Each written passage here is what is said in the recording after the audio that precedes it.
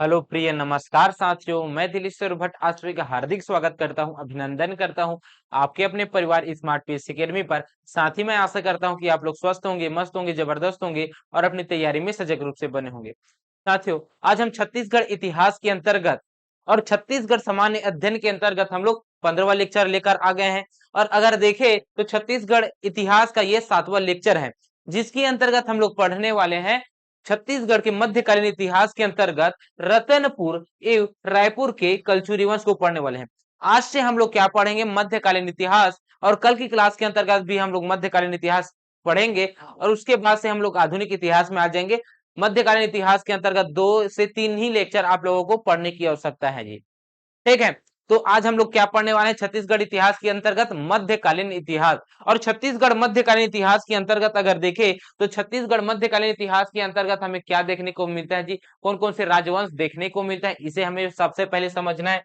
तो हम लोग क्या पढ़ेंगे? छत्तीसगढ़ का मध्यकालीन मध्यकालीन इतिहास। कल हमने कल हमने छत्तीसगढ़ के प्राचीन इतिहास के अंतर्गत एक वंश पढ़ा था, जिसका नाम था क्या साथियों? जिसका नाम था बाण वंश। और उस बाण वंश को समाप्त कर देता है शंकरगढ़ द्वितीय। ठीक है, और उसके बाद यहाँ पे कौन आक्रमण करता है जी? कलिंग राज आक्रमण करता है। और कलिंग राज जब आक्रमण करता है तब यहाँ पे क्या होता है? कलचुरी वंश का आगमन होता है। कलिंग राज आक्रमण करेगा 1900 बोल रहा हूँ 995 ईस्वी में। 995 ईस्वी में क्या करेगा? आक्रमण करेगा। और उसके बाद 1000 ईस्वी से क्या करेगा? हमारे यहाँ पे अपनी राजधानी स्थापित करेगा और क्या करेगा? यहीं पे शासन प्रशासन का भागदौड़ संभालेगा। ठीक है, तो चलिए भाई, छत्तीसगढ़ के मध्यकालीन इतिहास की अगर मैं बात करूं तो इसके अंतर्गत हम लोग कौन कौन से राजवंश पढ़ते हैं? तो इसके अंतर्गत सबसे पहले हम लोग पढ़ते हैं कलचुरी वंश। कौन से वंश? कलचुरी वंश। कलचुरी वंश को पढ़ते हैं साथियों, जो कि कहाँ का है? त्रिपुरी का कलचुरी वंश है। ठीक है, वैसे कलचुरी वंश के इतिहास भी हम लोग पढ़ेंगे। महिष्मती का कलचुरी वंश पढ़ेंगे, त्रिपुरी का कलचुरी वंश पढ़ेंगे। उसके बाद हम लोग हमारे छत्तीसगढ़ का कलचुरी वंश पढ़ेंगे, दक्षिण कौशल का, है ना, जिसके अंतर्गत भी 2 शाखा आपको देखने को मिलेगा, एक तो रतनपुर का और दूसरा रायपुर का देखने को मिलेगा। उसको भी हम लोग पढ़ेंगे साथियों। ठीक है, इसके बाद आपको पढ़ना है नल वंश। क्या सर हमें ऐसे ही बता रहे हो सर? नल वंश हम कैसे पढ़ सकते हैं सर? ना जी ना, हमें नल नहीं पढ़ना है, तो क्या पढ़ना है? नागवंश पढ़ना है। क्या पढ़ना है? नागवंश पढ़ना है। और नागवंश की भी 2 शाखा आपको देखने को मिलेगा। एक तो आपको कवर्धा क्षेत्र में देखने को मिलेगा, कवर्धा का फड़ी नागवंश कवर्धा क्षेत्र में देखने को मिलेगा, कवर्धा का फड़ी नागवंश। फड़ी नागवंश कौन सा है? एक तो है फड़ी नागवंश और दूसरा आपको देखने को मिलेगा बस्तर क्षेत्र का छिंदक नागवंश। किस क्षेत्र का? बस्तर क्षेत्र का। बस्तर क्षेत्र का छिंदक छिंदक नागवंश। ठीक है जी।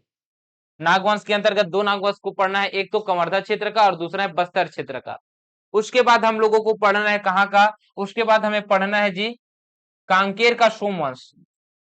कांकेर का सोमवंश। ठीक है, कांकेर का सोमवंश। उसके बाद हमें पढ़ना है लास्ट में काकतीय वंश। कौन सा वंश पढ़ेंगे? काकतीय वंश। काकतीय वंश।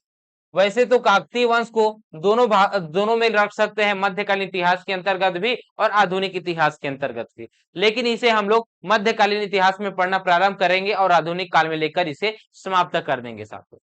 ठीक है, वही कलचुरी वंश की अगर मैं बात करूं तो कलचुरी वंश की 2 शाखा आपको देखने को मिलेगा। 2 शाखा आप पढ़ोगे, एक तो पढ़ोगे रतनपुर के कलचुरी वंश और दूसरा पढ़ोगे रायपुर के कलचुरी वंश। कौन कौन सा? एक रतनपुर का और दूसरा रायपुर के कलचुरी वंश पढ़ोगे। ठीक है, तो छत्तीसगढ़ में कलचुरी वंश की 2 शाखा आपको देखने को मिलेगा जी। ठीक है, तो आज की इस क्लास के अंतर्गत हम लोग कलचुरी वंश को पढ़ना प्रारंभ करेंगे। कलचुरी वंश छत्तीसगढ़ इतिहास में सबसे बड़ा इतिहास अगर देखें तो वो कलचुरी वंश का ही रहा है, जिसमें से रतनपुर और रायपुर के कलचुरी वंश को दोनों को एक ही क्लास में हम लोगों को पढ़ना है साथ में। ठीक है, आज की इस क्लास के अंतर्गत हम लोग कलचुरी वंश को पढ़ेंगे। ठीक है, तो चलिए कलचुरी वंश का इतिहास थोड़ा सा जान लेते हैं। कलचुरी वंश, कलचुरी वंश का थोड़ा सा इतिहास जान लेते हैं कि ये है क्या, कहां से इसका इतिहास प्रारंभ होता है। तो भारतीय इतिहास की अगर दृष्टि से देखें तो कलचुरी वंश का बहुत ही महत्वपूर्ण स्थान है जी, क्योंकि इन्होंने भारत के अलग अलग जगहों में, अलग अलग क्षेत्रों में 550 ईस्वी से लेकर, कब से लेकर 550 ईस्वी से लेकर 550 ईस्वी से लेकर ये 1741 ईस्वी तक क्या करते हैं, शासन करते हैं। 550 ईस्वी से लेकर 1741 ईस्वी तक यह शासन करते हैं साथियों। ठीक है, लगभग अगर देखें तो ये लगभग 1200 वर्ष, कितने वर्ष अगर देखें तो 1200 वर्षों तक ये क्या करेंगे, शासन करेंगे। तो 1200 वर्षों में शासन कर रहा है, इस वजह से यह छत्तीसगढ़ का ही नहीं भारत का भी, छत्तीसगढ़ में भी है, भारत का भी, भारत में सबसे अधिक समय तक यह शासन करने वाला राजवंश है जी, है ना। तो इस वजह से इसे भारतीय स्थानों में से अगर देखे तो अलग अलग स्थानों में इसका क्या देखने को मिलेगा, राजधानी देखने को मिलेगा। तो ये प्रारंभिक राजधानी इसकी क्या थी, इसे हमें समझना है, क्योंकि प्रारंभिक राजधानी को आपको पता चल जाएगा, उसके बाद आप लोग धीरे धीरे से लिंक करते हुए सभी राजवंश के जो राजवंश है इसकी राजधानी को पता चलते जाएगा। ठीक है, तो देखिए भाई, अगर राजधानी की मैं बात करूं, प्रारंभिक राजधानी की, तो प्रारंभिक राजधानी आपको कहां देखने को मिलेगा, प्रारंभिक राजधानी आपको देखने को मिलेगा, एक नदी है, एक नदी है, मैकल पर्वत से निकलता है एक नदी जिसका नाम है नर्मदा नदी। कौन सी नदी, नर्मदा नदी। इस नर्मदा नदी का, इस नर्मदा नदी के जो दक्षिणी हिस्सा है, यहाँ पे आपको देखने को क्या मिलेगा जी, महिष्मान, महिष्मान देखने को मिलेगा। और ये जो महिष्मान है, ये जो महिष्मान है जी, महिष्मान क्या करेगा, यहाँ पे महिष्मती शहर बसाएगा, क्या बसाएगा, महिष्मती, महिष्मती शहर बसाएगा। कौन बसाएगा, महिष्मान बसाएगा, कौन बसाएगा, महिष्मान, महिष्मान बसाएगा। ठीक है, तो यहाँ पे क्या होता है, नींव डर रहा है जी, महिष्मान, ठीक है, महिष्मान नींव डाल रहा है। तो यहाँ पे आप लोगों को देखने को मिलेगा प्रथम राजधानी महिष्मती, जिसको बचाता है कौन, जिसको बसाता है महिष्मान। यही महिष्मती शहर पर कृष्णराज क्या करेंगे, कृष्णराज यहाँ पे कलचुरी वंश की स्थापना करेंगे। कौन करेंगे, कृष्णराज, कृष्ण राज क्या करेंगे, यहाँ पे महिष्मती की कलचुरी वंश की स्थापना करेंगे। तो प्रथम राजधानी क्या है कलचुरी वंश की, महिष्मती है, क्या है, महिष्मती है जी। ठीक है, और महिष्मती का ही संस्थापक कौन है, महिष्मती के कलचुरी वंश का संस्थापक कौन है, कृष्णराज है। इस वजह से इसे आदि पुरुष या फिर मूल पुरुष कहा जाता है कलचुरी वंश का। और कलचुरी वंश का संस्थापक कौन है, कृष्णराज है। ठीक है, छत्तीसगढ़ का कलचुरी वंश का संस्थापक अलग मैं बताऊंगा आपको। ठीक है, ये पहला राजधानी हो गया। इसके बाद अगर आगे और बढ़े तो ये जब कृष्णराज अगर देखे तो यहाँ पे क्या हो जाता है, इनके और भी भाइयों लोग आ जाते हैं, इनके पुत्र उत्र आ जाते हैं, शंकरगढ़ द्वितीय आ जाते हैं, बुद्ध राज आता है। तो बुद्ध राज के समय में चालुक्य इनके ऊपर आक्रमण करते हैं, किसके ऊपर, बुद्ध राज के ऊपर आक्रमण करते हैं। तब ये क्या करेंगे जी, ये बुद्ध राज क्या करेंगे, अपने जगह से छोड़कर, ये महिष्मान को छोड़कर ये कहां पे चलेंगे, जाएंगे चेदी जनपद के अंतर्गत चले जाएंगे, किसे और, चेदी जनपद की ओर आ जाएंगे। और चेदी जनपद की ओर आएंगे तब इसका 100 से 150 साल इनका कोई साक्ष्य जानकारी देखने को नहीं मिलेगा। और यहाँ पे जब आएंगे तो यहाँ पे क्या है, गंडक नदी है, और इस गंडक नदी के आसपास क्षेत्र पे गंगा नदी, गंडक नदी क्षेत्र में कलिंजर वाला जो क्षेत्र है वहां पे क्या करेंगे जी, वहां पे अपनी राजधानी स्थापित करेंगे, क्योंकि वहीं से कलिंजर से ही साक्ष्य देखने को मिलेगा। तो यहाँ पे क्या है जी, कलिंजर है, कलिंजर, कलिंजर इनकी राजधानी होगा। ठीक है, इसके बाद और क्या देखने को मिलेगा, इस क्षेत्र में जो काशी वाला जो क्षेत्र है, यहाँ पे जो काशी वाला क्षेत्र है, यहाँ पे भी इनकी राजधानी आपको देखने को मिलेगा, काशी में भी। काशी में भी इसकी राजधानी देखने को मिलेगा जी। ठीक है, इसके अलावा क्या होगा जी, ये जो क्षेत्र है इस क्षेत्र को जीतेगा जरूर, कौन जीतेगा, वामराव देव, कौन जीतेगा, वामराज देव जीतेगा जी। सीधा सीधा बुधराज के बाद जो अगला साक्ष्य मिलेगा वो है वामराज देव का, कौन सा है, वामराज देव का है, वाम राजदेव का है। ये जो वाम राजदेव है ये क्या करेंगे जी, इस आसपास क्षेत्र को जीतेंगे और जीतने के बाद यहाँ पे अपने भाई को यहाँ पे क्या करेंगे, शासन सौंपेंगे यहाँ पास। तो यहाँ पे कौन है जी, इसका भाई लक्ष्मण राज है, लक्ष्मण राज है, कौन है, लक्ष्मण राज है। लक्ष्मण राज यहाँ पे शासन करेगा कलिंजर काशी क्षेत्र में, और अपन कहाँ पे आ जाएगा, वाम राजदेव आ जाएगा त्रिपुरी पे, कहां पे आ जाएगा जी, त्रिपुरी पे आ जाएगा। और त्रिपुरी कहाँ है, त्रिपुरी है जबलपुर से कुछ किलोमीटर की दूरी में तेवर नामक स्थान पे है। उस तेवर नामक स्थान को हम लोग क्या कहते हैं, त्रिपुरी कहते हैं। क्या कहते हैं जी, ये है त्रिपुरी। और त्रिपुरी पे वामराज देव क्या करेंगे, त्रिपुरी में कलचुरी वंश की स्थापना करेंगे। तो त्रिपुरी के कलचुरी वंश का संस्थापक कौन है, वामराज देव है। और अस्थायी रूप से राजधानी बनाता है कौन, वामराज देव अपनी राजधानी अस्थायी रूप से बनाते हैं त्रिपुरी को। ठीक है, और त्रिपुरी को स्थायी राजधानी बनाएगा कोकल प्रथम, कौन बनाएगा, कोकल प्रथम बनाएगा जी। इसकी साक्ष्य जानकारी हमें देखने को मिलेगा बिलहरी अभिलेख से, कौन से अभिलेख से, बिलहरी अभिलेख से देखने को मिलेगा जी, जो कि आपको 6 किलोमीटर की दूरी पर देखने को मिलेगा जबलपुर से। ठीक है, इसमें यह भी बताएगा कि इसमें 18 पुत्र होते हैं कोकल प्रथम के, जिसमें से सबसे बड़ा पुत्र था शंकरगढ़ द्वितीय, या फिर उसी को ही कहते हैं मुग्धतुंग कहते हैं। ये जो शंकरगढ़ द्वितीय है यह अपने भाइयों के साथ मिलकर अपने आसपास क्षेत्र में आक्रमण करेंगे, और यही वो शंकरगढ़ द्वितीय है जो कि किस पे आक्रमण करेगा, पाली में करेगा। किसमें करेगा जी, पाली में करेगा। ठीक है, बाणवंशी शासक विक्रमादित्य के ऊपर ये करते हैं जी।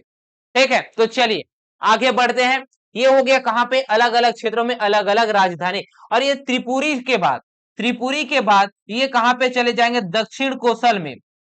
कहां पे, दक्षिण कौशल में चले जाएंगे।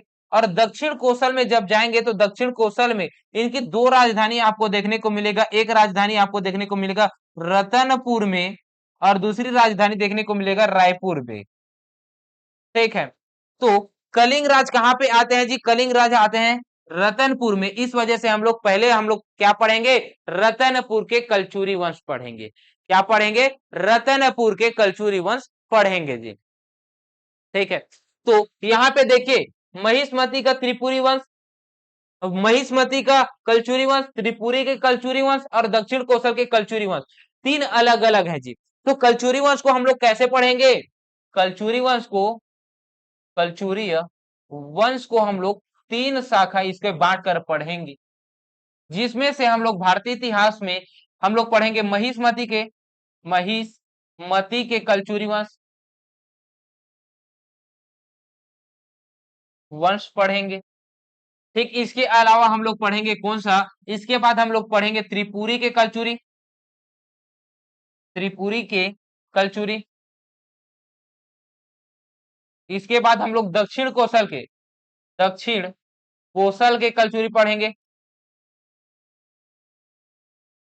और इस दक्षिण कौशल के कलचुरी को भी दो भागों में बांटकर पढ़ेंगे। एक तो हम लोग पढ़ेंगे रतनपुर के कलचुरी और दूसरा पढ़ेंगे रायपुर के कलचुरी।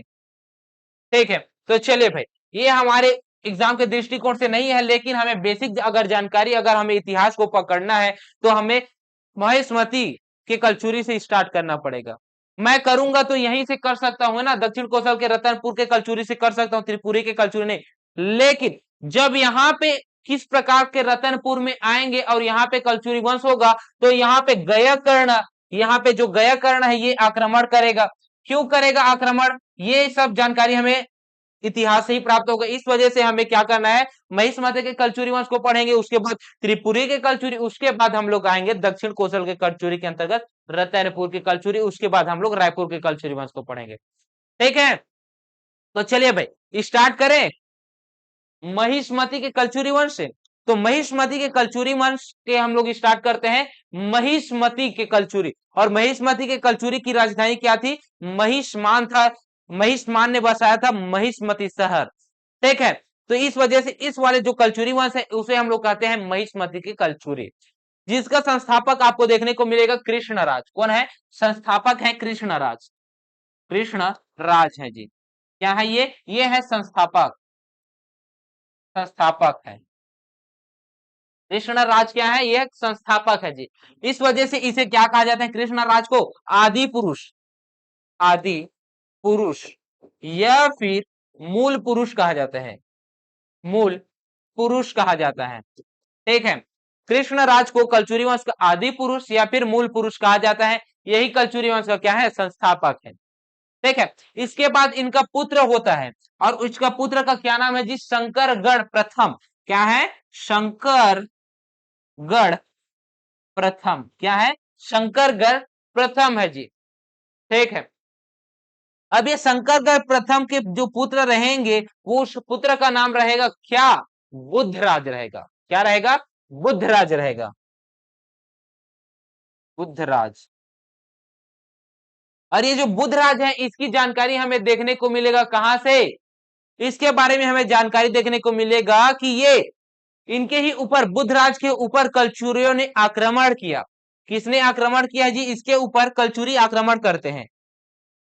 कलचुरी, सॉरी, कलचुरी इसके ऊपर कैसे आक्रमण कर देगा? चालुक्य इनके ऊपर आक्रमण करेगा। इनके ऊपर चालुक्य, चालुक्य इनके ऊपर आक्रमण करेगा जी। जब इनके ऊपर आक्रमण करेगा तो ये क्या होंगे? ये अब चले जाएंगे कहां पे? ये चले जाएंगे चेदीगढ़। चेदीगढ़ में, और चेदीगढ़ में जाते हैं तो अब इनकी जानकारी हमें 150 से 200 वर्षों तक जानकारी नहीं देखने को मिलेगा। और 150 से 200 वर्षों के बाद हमें जानकारी देखने को मिलेगा कहां पे? कलिंजर पे देखने को मिलेगा। गंगा नदी, गंडक नदी के क्षेत्र में देखने को मिलेगा।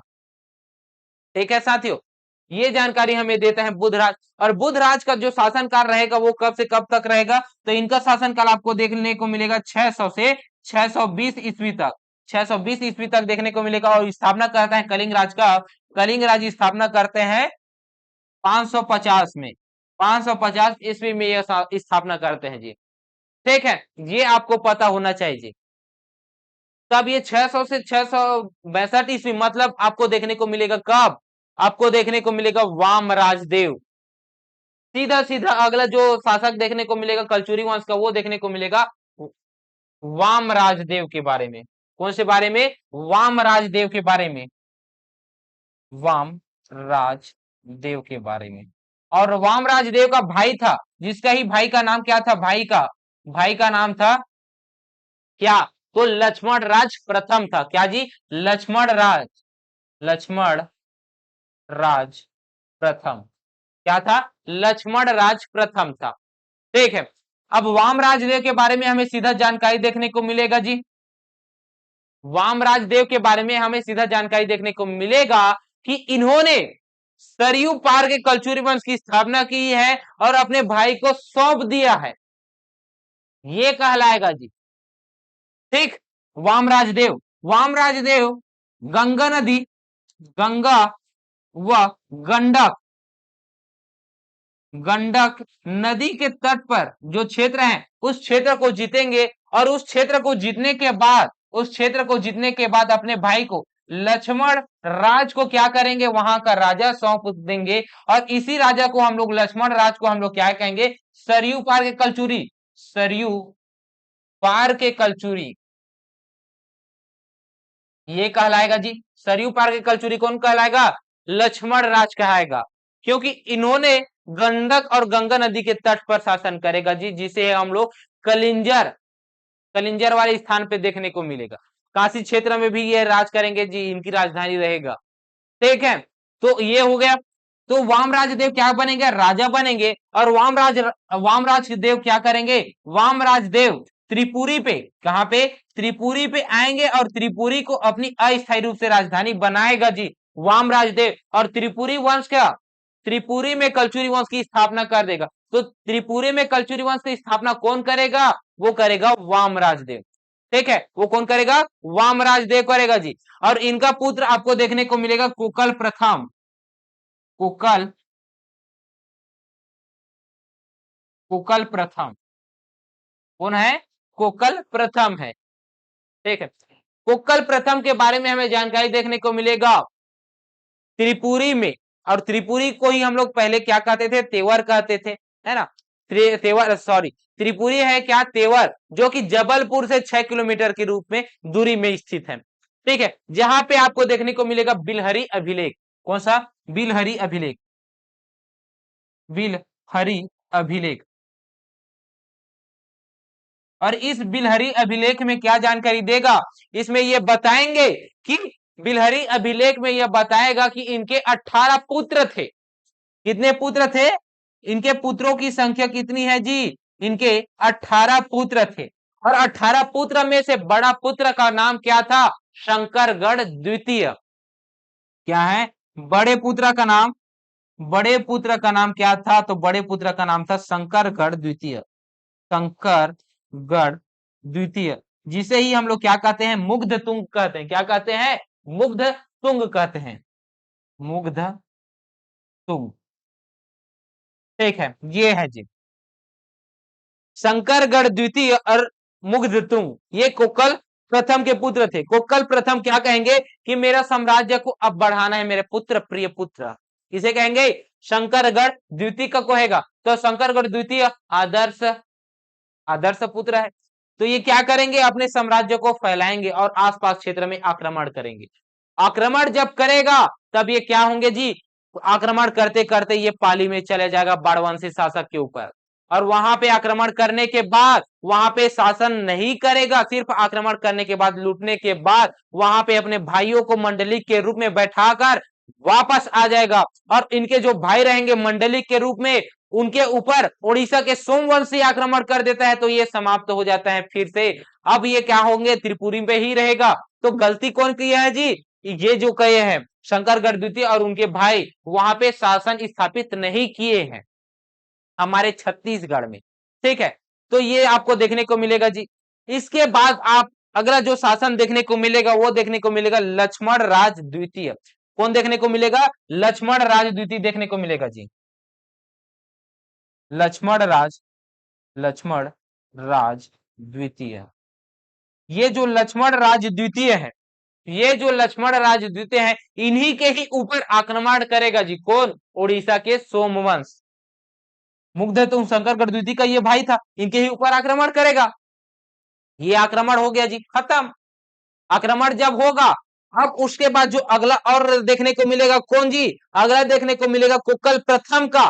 कुकल प्रथम का और पुत्र देखने को मिलेगा, 16वें 17वें नंबर का पुत्र देखने को मिलेगा, है ना। ऐसा कहा जाता है कुक्कल प्रथम का भी और जो रहेगा शंकरगढ़ द्वितीय का पुत्र के नाम रहेगा कुक्कल द्वितीय। कौन रहेगा जी? कुक्कल, कुक्कल द्वितीय रहेगा, ऐसा कहा जाता है। कुक्कल द्वितीय है। और कुक्कल द्वितीय का भी 18 पुत्र रहेंगे, 16 से 17 पुत्र इनके भी रहेंगे, 17 से 18 पुत्र रहेंगे। 18 पुत्र बिलहरी अभिलेख में ये भी बता दे कि इनका भी 18 पुत्र रहता है, जिसमें से 16वें या 17वें नंबर का, 16वें या 17वें नंबर का पुत्र रहेगा कलिंग राज। इस वजह से क्या है? कलिंग राज राजा नहीं बन सकता था, कहां का? त्रिपुरी का। और राजा बनना था कलिंग राज को। चूंकि यह 16वें 17वें नंबर का पुत्र है, इस वजह से इनका क्रम आते आते यह मृत्यु को पा लेता, फिर भी यह राजा नहीं बन पाता। इस वजह से क्या करेंगे?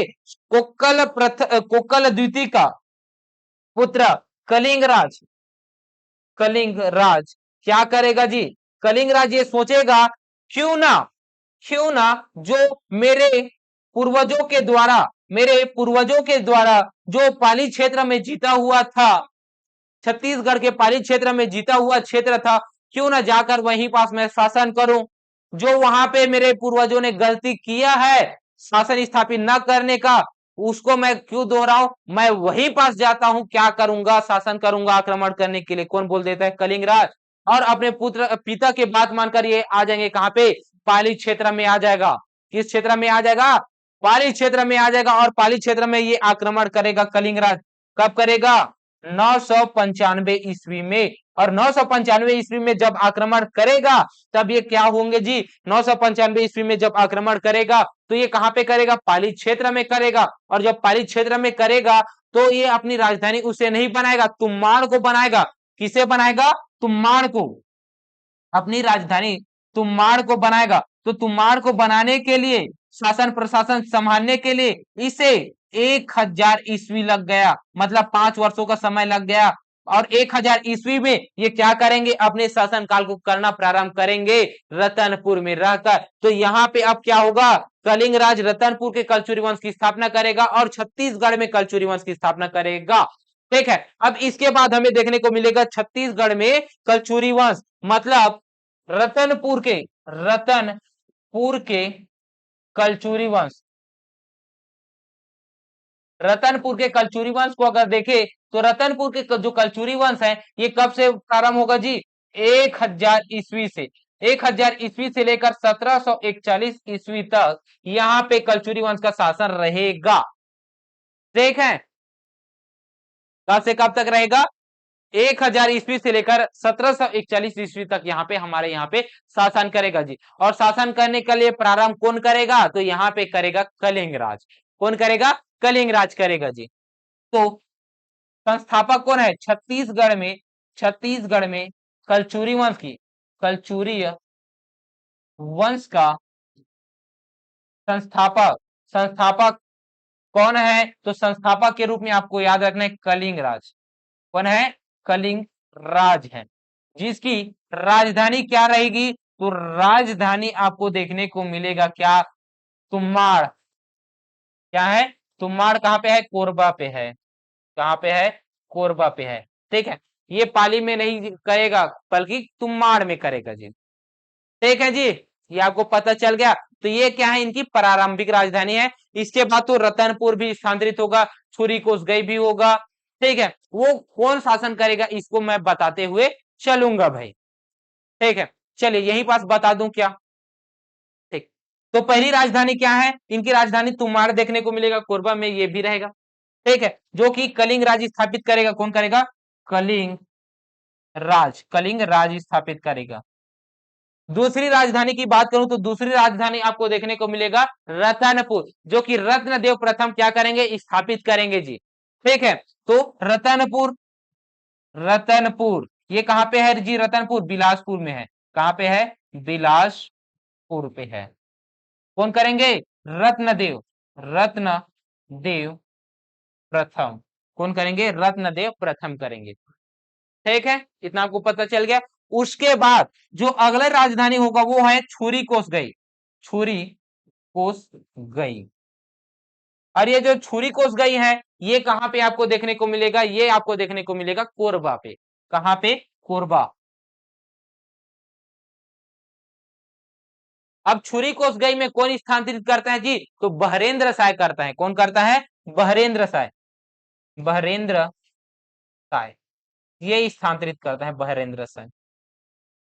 उसके बाद छुरी कोसगई के बाद कौन और वापिस करेगा जी?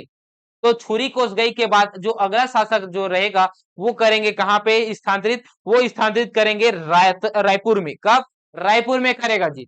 अगली राजधानी हमें देखने को मिलेगा, वैसे तो रायपुर से भी पहले खल्लारी में जाएगा। कहां पे? खल्लारी पे, खल्लारी में जाएगा।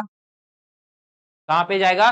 खल्लारी में जाएगा। और ये जो खल्लारी में जाएगा तो यहाँ पे कौन लेगेगा जी? खल्लारी कहां पे है? महासमुंद, ये पहले याद रख लीजिए, महासमुंद। और इस खल्लारी में कौन शासक रहेंगे जो खल्लारी में यहाँ पे लाएगा राजधानी? तो केशव देव। कौन रहेंगे? केशव देव रहेगा, केशव देव रहेगा।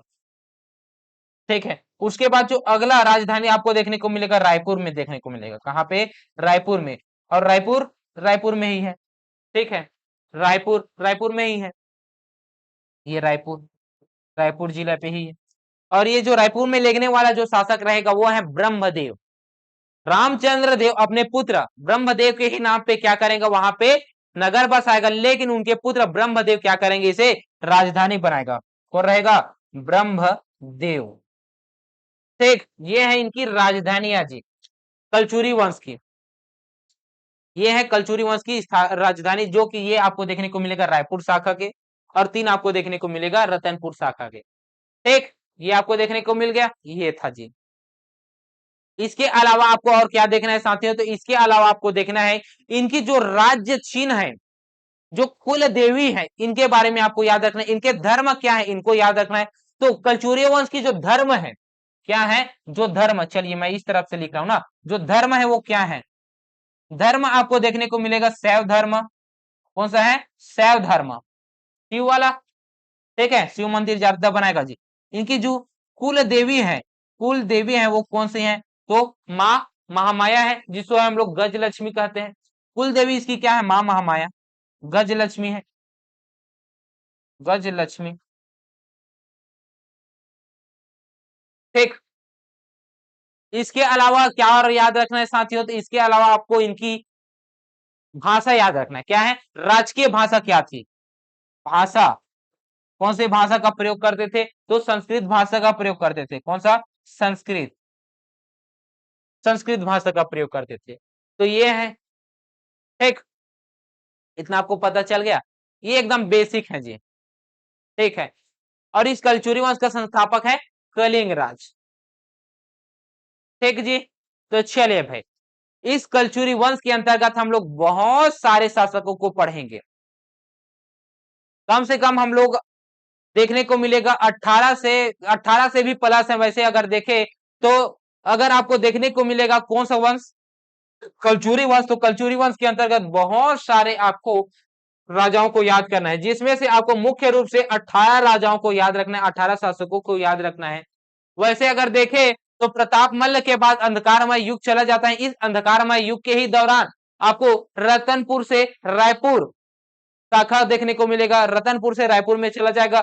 ठीक है, तो यहाँ पे 2 शाखा आपको बढ़ जाएगा प्रताप मल्ल के बाद अंधकार युग के अंतर्गत। और ये देखिए कल्याण साय के बाद, कल्याण साय के बाद आपको और 6 शासक देखने को मिलेगा। कल्याण साय के बाद 6 शासक और देखने को मिलेगा जी, जिसमें से लक्ष्मण साय से लेकर, लक्ष्मण साय से लेकर रणजीत साय तक, रणजीत साय तक आपको छह छह शासक देखने को मिलेगा, जिसमें से लक्ष्मण साय के शासन काल की बात की जाए तो इनका शासन अवधि अगर देखें तो 1581 से लेकर 1581 से लेकर 1685 तक, 1685 तक देखने को मिलेगा जी। ये उतना ज्यादा इंपॉर्टेंट नहीं है, इस वजह से इसको मैं नहीं पढ़ा रहा हूं, लेकिन लक्ष्मण साय और रणजीत साय इसको याद रखिएगा, बीच का याद न रखोगे तो भी चलेगा। जिसमें से देखें रणजीत साय का 1685 सन, और देखिए लक्ष्मण साय का तो 1581 सन। ठीक है, ये आपको देखने को मिल जाएगा।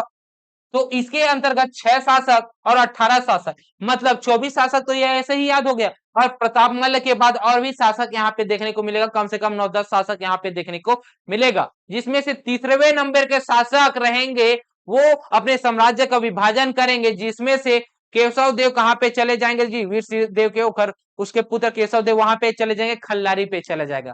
ठीक है, वो आपको मैं और आगे बताऊंगा, तो ये आपको याद रखना है। ठीक है, कितने शासक याद रखना है, तो इनके अंतर्गत आपको 24 शासकों को याद रखना है, जिसमें से प्रमुख रूप से आपको याद रखना है 20 शासकों को। ठीक है, कहने का मतलब मेरे याद करवाने का तरीका यही है। ठीक है साथियों, तो चलिए भाई कलिंग राज को देखते हैं। कलिंग राज प्रथम शासक है, संस्थापक है। तो कलिंग राज कौन है, पहला संस्थापक है, इस वजह से कलिंग राज को याद रखिए पहला। उसके बाद कमल राज, कलिंग राज का पुत्र है कमल राज। के टू हो गया भाई, के टू हो गया, तो उनके पुत्र होंगे रत्नदेव, रत्नदेव प्रथम। और रत्नदेव प्रथम के बाद पृथ्वीदेव प्रथम। रत्नदेव पृथ्वी को इसलिए देंगे जल अर्पित करने के लिए, तो जाजल्य देव हो गया।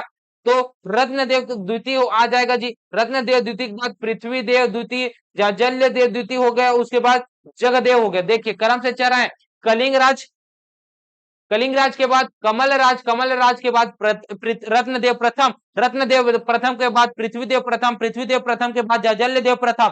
अब जाजल्य देव प्रथम के बाद फिर से आ जाएगा रत्नदेव द्वितीय, पृथ्वीदेव द्वितीय और जाजल्य देव द्वितीय आ जाएगा। उसके बाद जाजल्य जगदेव आ जाएगा, जाजल्य देव के बाद जगदेव के बाद आ जाएगा रत्नदेव तृतीय, रत्नदेव तृतीय है जी।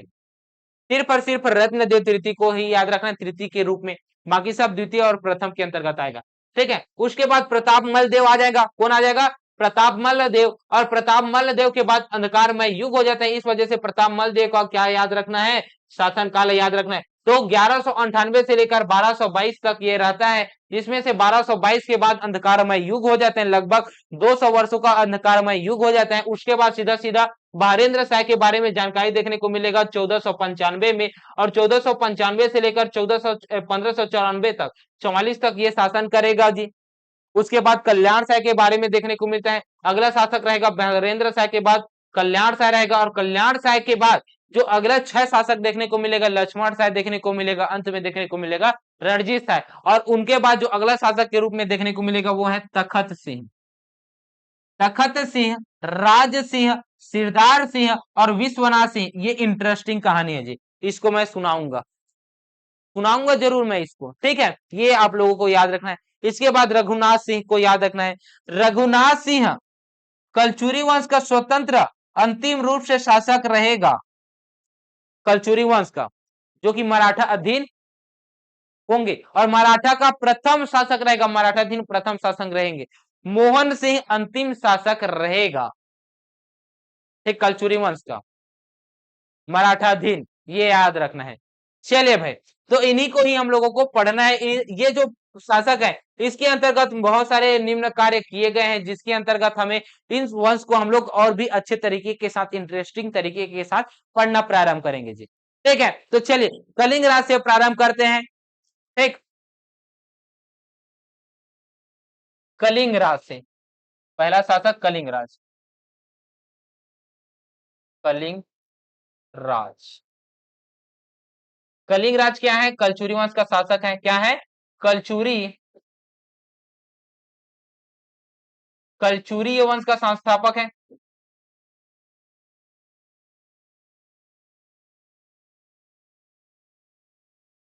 छत्तीसगढ़ का ना, छत्तीसगढ़ का, छत्तीसगढ़ में कलचुरी वंश का संस्थापक है, ठीक। इसके अलावा इनके शासनकाल को याद ना कीजिए, चलो हो जाएगा। कितने सारे आप लोगों को शासनकाल के अंतर्गत आपको सन याद रखना है, लेकिन ये याद रखिए इनका जो शासनकाल रहेगा वो 1000 से लेकर 1020 ईस्वी तक रहेगा, ठीक है। इनके जो पुत्र होंगे उस पुत्र का क्या नाम रहेगा, कुक्कल प्रथम, क्या रहेगा, कुक्कल प्रथम, कुक्कल प्रथम, क्या है, पुत्र है जी, क्या है, पुत्र है। और कुक्कल प्रथम क्या है जी, कुक्कल प्रथम के बारे में जानकारी हम लोग अगले याद में रखेंगे।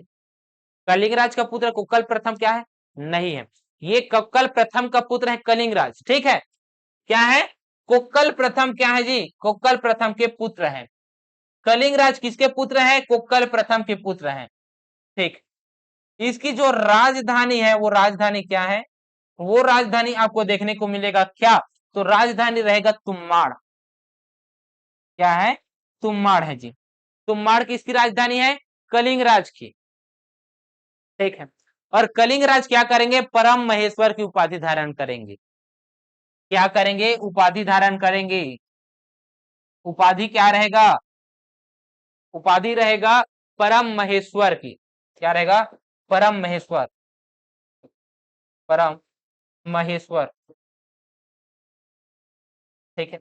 इसकी जानकारी आपको देखने को मिलेगा कहां से, जानकारी आपको देखने को मिलेगा आमोदा ताम्रपत्र से, कहां से, आमोदा ताम्रपत्र से देखने को मिलेगा, ठीक है। कहां से, आमोदा ताम्रपत्र से इसकी जानकारी देखने को मिलेगा, ठीक है। ये कलिंग राज के बारे में याद रखना है। और इनके पुत्र के रूप में किसे याद रखना है, इनके पुत्र के रूप में याद रखना है कमल राज। तो अगला शासक कौन रहेगा, कमल राज रहेगा जी, कौन रहेगा, कमल राज, कमल राज रहेगा, ठीक है। ये जो कमल राज है ये किसके पुत्र हैं, तो ये कलिंग राज के पुत्र हैं, कलिंग राज के पुत्र हैं, किसके पुत्र हैं, कलिंग राज के पुत्र हैं जी। और इनकी राजधानी क्या रहेगा, तो राजधानी आपको देखने को मिलेगा तुम्माड़, कौन सा, तुम्माड़ ही रहेगा, तुम्माड़ ही इसकी राजधानी रहेगा जी, ठीक है। इनके शासन काल में, शासन काल में, शासन काल में आक्रमण होता है, किसका होता है जी? आक्रमण होता है। किसका होता है? उड़ीसा का। अब इनके शासन काल में ये क्या करेंगे जी? गंगेदेव की सहायता करेंगे। क्या करेंगे? त्रिपुरी राजा गंगेदेव की सहायता करेंगे। कौन? कमलराज। क्यों करेंगे? क्योंकि ये कहां के हैं जी? ये है रतनपुर शाखा के। रतनपुर शाखा के। रतनपुर शाखा के हैं। और त्रिपुरी पे, त्रिपुरी पे अलग है जो कि मेन शाखा है, जो कि मेन शाखा है। तो यहाँ पे त्रिपुरी में शासक हुआ है, उसका नाम है गंगेदेव। कौन है? गंगेदेव। गांगेय देव है। और ये क्या करेंगे? उड़ीसा अभियान करेंगे। क्या करेंगे? उड़ीसा, उड़ीसा अभियान करेंगे। ये जब उड़ीसा अभियान करेगा तो इन्हीं का ही सहायता कौन करेगा?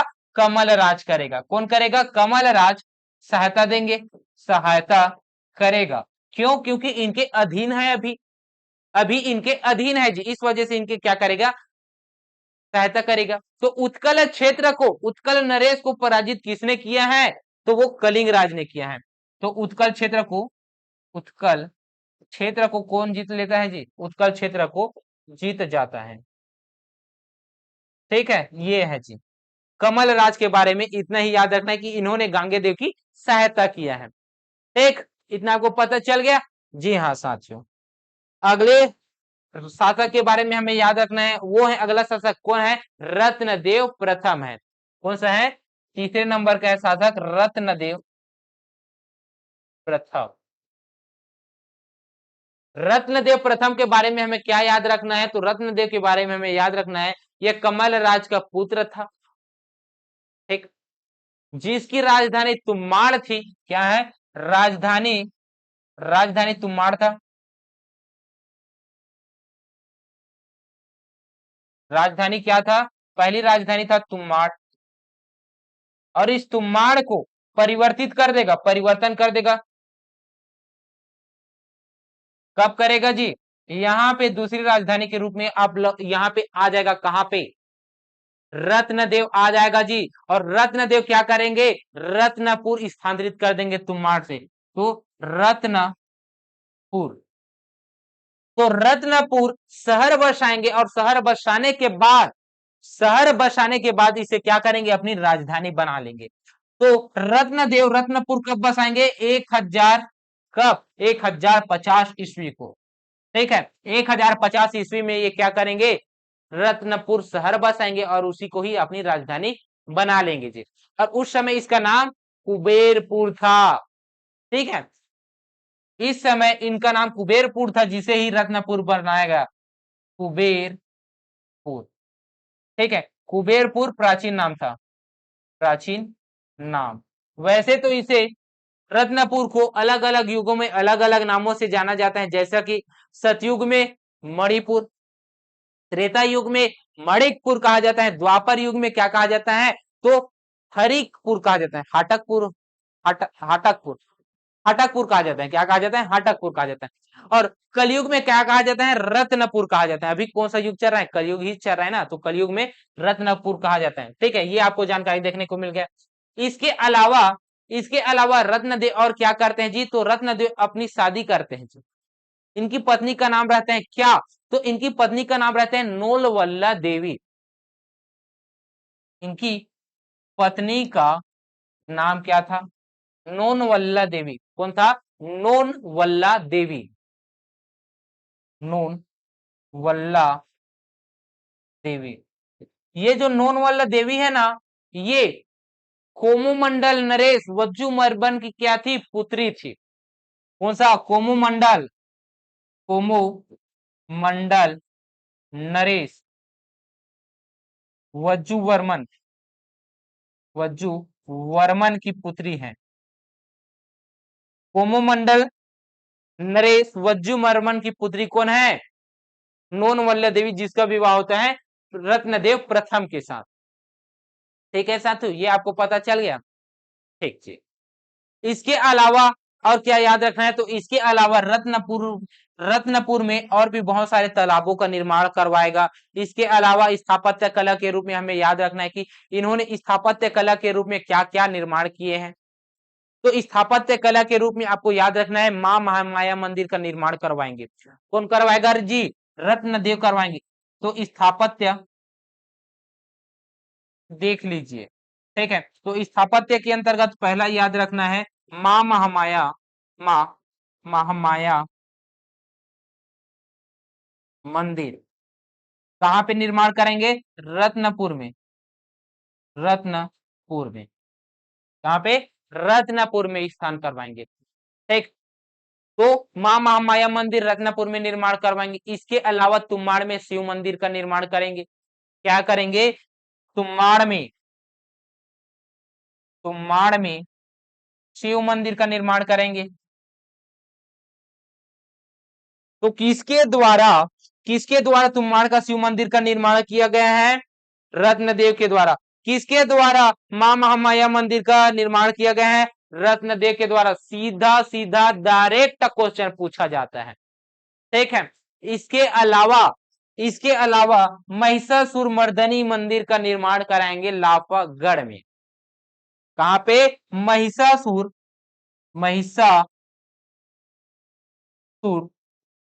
मर्दनी मंदिर कहां पे बनवाएंगे? लाफागढ़ में। लाफागढ़, और लाफागढ़ है कोरबा पे, ठीक है। तो महिषासुर मर्दनी मंदिर कौन बनवाएंगे जी? रत्नदेव निर्माण करवाएगा, ठीक है। इसके अलावा अनेक तालाब का निर्माण कराएंगे रत्नदेव। क्या करवाएगा? इसके अलावा अनेक तालाब का निर्माण करवाएगा। इस वजह से अनेक तालाब को निर्माण करवाने के वजह से रत्नपुर को क्या कहा जाता है? रत्नपुर को तालाबों की नगरी कहा जाता है। किसे तालाबों की नगरी कहा जाता है? तो तालाबों की नगरी किसे कहा जाता है? तो तालाबों की नगरी कहा जाता है रत्नपुर को। किसे कहा जाता है? रत्नपुर को कहा जाता है जी। और इन सभी की जानकारी हमें कहां से मिलते हैं? तो रतनपुर अभिलेख से प्राप्त होता है, जो कि जाजलदेव प्रथम का अभिलेख है, ठीक है। ये आपको जानकारी देखने को मिलेगा जी, ठीक साथियों। चलिए तो फिर अब रत्नदेव प्रथम के बाद जो अगला शासक है वो कौन सा है? पृथ्वीदेव प्रथम। कौन सा है? पृथ्वीदेव प्रथम है।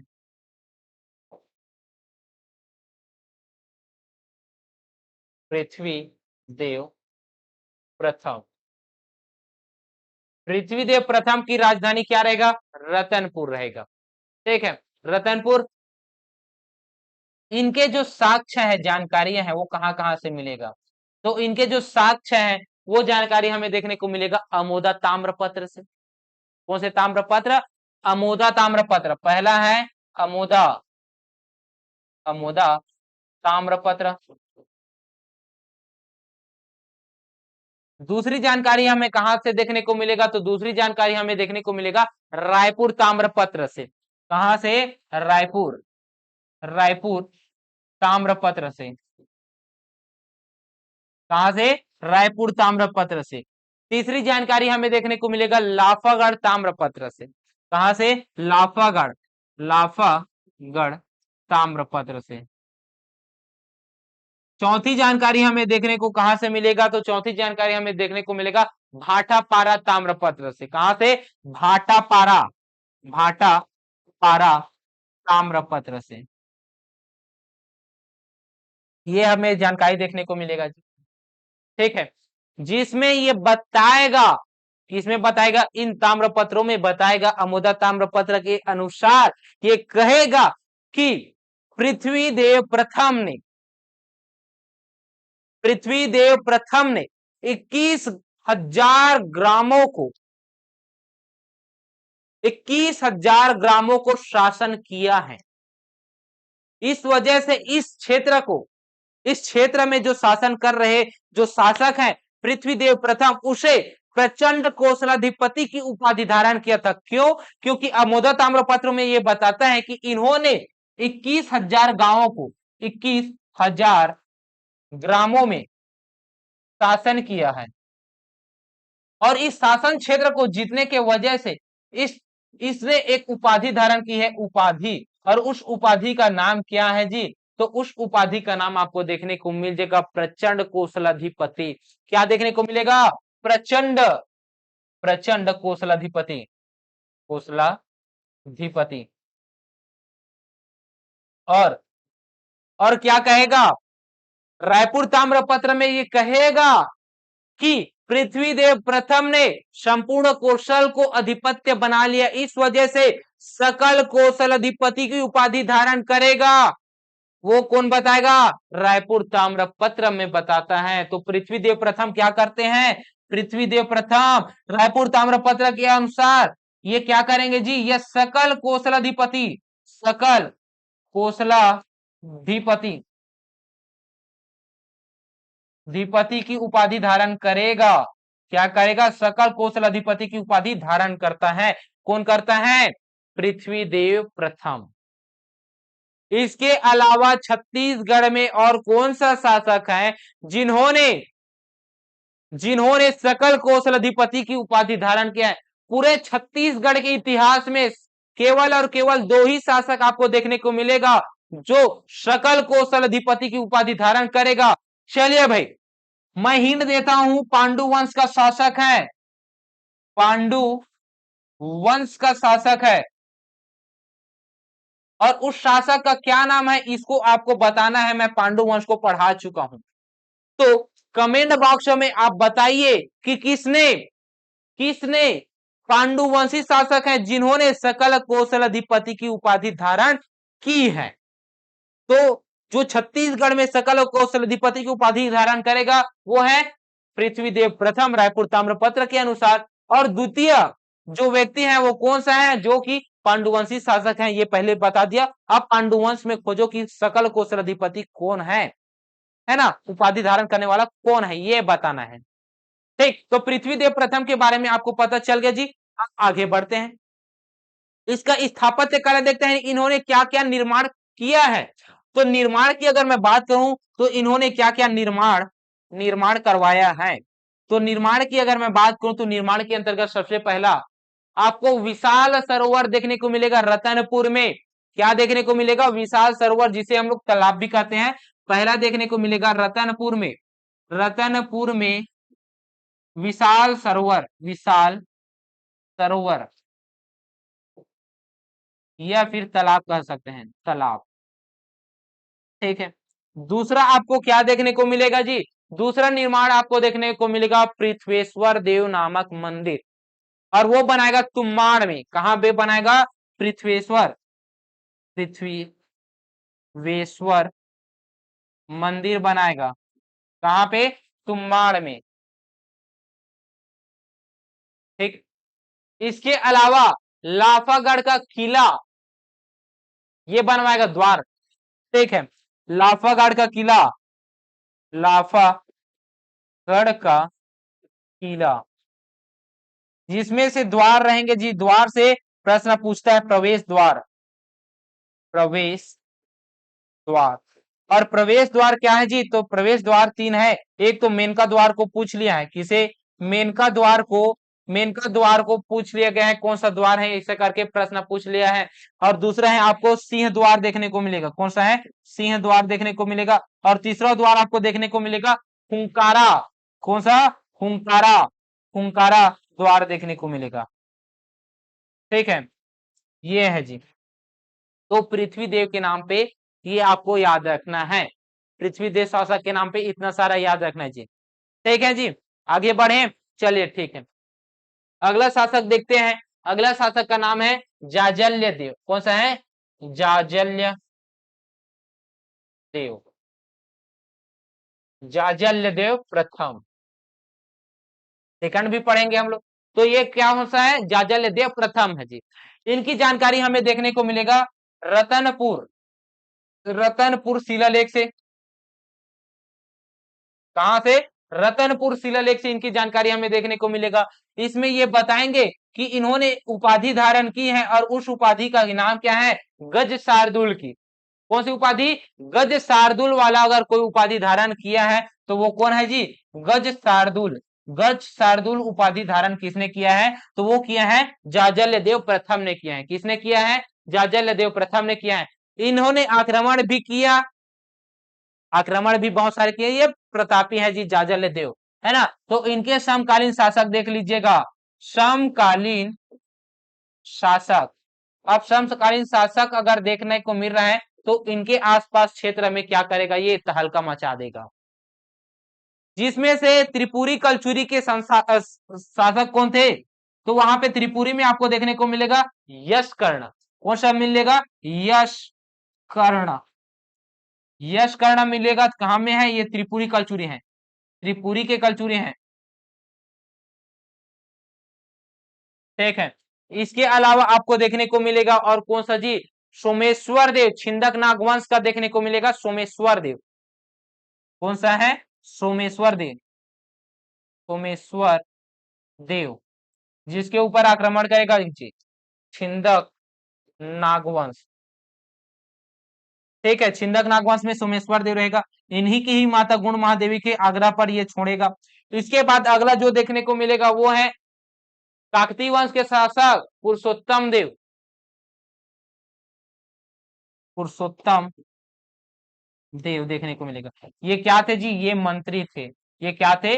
मंत्री थे। पुरुषोत्तम देव क्या थे? मंत्री थे।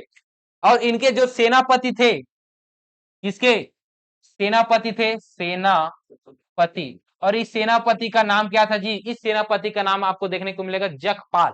क्या है? जगपाल देखने को मिलेगा। ये आतंक मचाकर रखेंगे जी आसपास क्षेत्र में, ठीक है। तो चलिए इनका आतंक हम लोग देख लेते हैं थोड़ा सा। क्यों? क्योंकि ये सर्वाधिक शक्तिशाली था, इस वजह से ये सर्वाधिक जगहों में ये शासन करेंगे। आसपास क्षेत्र में क्या करेंगे? आक्रमण करेगा और सोने का सिक्का चलाएगा, तभी तो ये शासक कहलाएगा, है ना। तो ये सिक्के भी देखने को मिलेगा। इसके क्या देखने को मिलेगा? सिक्के, जिसमें से गज गज शार्दुल अंकित लगेगा। क्या रहेगा? गज शार्दुल अंकित रहेगा जी सिक्के में। सोने का सिक्का चलाएगा और ये क्या कहलाएंगे? सोने के सिक्के। और सोने के सिक्के चलवाने वाला प्रथम शासक है प्रथम कलचुरी। प्रथम कलचुरी शासक जिन्होंने सोने का सिक्का चलाया, ठीक है जी। इसके अलावा तांबे के भी सिक्के आपको देखने को मिलेगा जी, ठीक। इसके अलावा ये क्या करेंगे जी? जाजल्यपुर शहर बसाएंगे। क्या करेंगे? जाजल्यपुर शहर बसाएगा। स्थापत्य में देखिए, स्थापत्य में देखिए तो इन्होंने शहर बसाएगा, शहर बसाया। और वो शहर का नाम क्या है? जाजल्यपुर। जाजल्यपुर। और ये जो जाजल्यपुर है अभी वर्तमान का जांजगीर है। जांजगीर है। क्या है? अभी वर्तमान का जांजगीर है जी, ठीक। ये आपको पता चल गया। इसके अलावा जीर्णोद्धार कराएंगे, जीर्णोद्धार कराएंगे। और जीर्णोद्धार किसका कराएंगे? पाली के प्रस्तर मंदिर का करवाएंगे जी। पाली के शिव मंदिर का, शिव मंदिर का जीर्णोद्धार करवाएंगे। और पाली के शिव मंदिर का स्थापना किसके द्वारा किया गया था? ये बताइए। पाली बोल रहा हूं, है ना। तो पाली के शिव मंदिर का, प्रस्तर मंदिर का निर्माण किसने करा? बार बार प्रश्न पूछा गया जी। जो मैं कमेंट करने के लिए आपको छोड़ता हूं वो बहुत ही ज्यादा इंपॉर्टेंट रहता है, क्योंकि ये बहुत ज्यादा बार पूछा जाता है, इस वजह से मैं उसको छोड़ देता हूं, ठीक है। तो ये है जी, क्योंकि आप लोग उसको खोजोगे, जब खोजोगे तो उसको आप लोगों को याद होगा, और याद होगा तो लंबे समय तक याद होगा, क्योंकि उसको खोज कर आप लोग पढ़ रहे हो, ठीक है। मैं ऐसे ही परोस रहा हूं ना, तो आपको उतना ज्यादा देर तक ऐसा मैं सोचूंगा कि हाँ ठीक है याद होगा याद होगा, आप लोग सोच लोगे। लेकिन उसी को अगर आप लोग खोज कर पढ़ोगे तो और भी ज्यादा याद रहेगा, लंबे समय तक याद रहेगा, ठीक है जी। तो कमेंट बॉक्स में लिखिएगा पाली के शिव मंदिर का निर्माण किसने करवाया है जी, ठीक। ये हो गया। आक्रमण करेगा जी, आक्रमण करेगा किसके ऊपर करेगा? छिंदक नागवंश, छिंदक नागवंश के ऊपर। और छिंदक नागवंश के शासक कौन थे? सोमेश्वर देव। सोमेश्वर देव था। जब आक्रमण करेगा तो इसे क्या करेगा? पराजित करने के बाद बंदी बना लेगा। क्या करेगा? बंदी बनाकर ले जाएगा। और एक को ही नहीं, पूरे परिवार को और सेनाओं के साथ पूरे परिवार और इनके मंत्रिमंडल में जितने भी थे उन सेनाओं को बंदी बनाकर ये क्या कर रहा था, अपने साथ लेग रहा था। तो जब लेग रहा था तो ये क्या करेंगे, इसकी माता सोमेश्वर देव की माता, सोमेश्वर देव की माता का क्या नाम है जी, गुंड महादेवी। क्या है, गुंड, गुंड महादेवी। इस गुंड महादेवी के अनुरोध पर, इसके अनुरोध पर, अनुरोध करते हैं जी, इनके अनुरोध पर क्या करेंगे, इसके अनुरोध पर इनको छोड़ देंगे और छोड़ने के बाद वापस चले जाएंगे जी। ठीक है, ये था जी। इसके साथ साथ और क्या कर सकते हैं, इसके साथ साथ हम और याद कर सकते हैं कि इन्होंने जब उड़ीसा आक्रमण किया था तो उस समय इनके सेनापति थे जगपाल। कौन था, जगपाल था जी। ठीक, चलिए भाई अगला देखते हैं। तो फिर जाजल्य देव प्रथम हो गया। तो जाजल्य देव के बाद हम लोग क्या देखेंगे, पृथ्वी देव, रत्नदेव, रत्नदेव, रत्नदेव द्वितीय। कौन है जी, रत्नदेव द्वितीय है।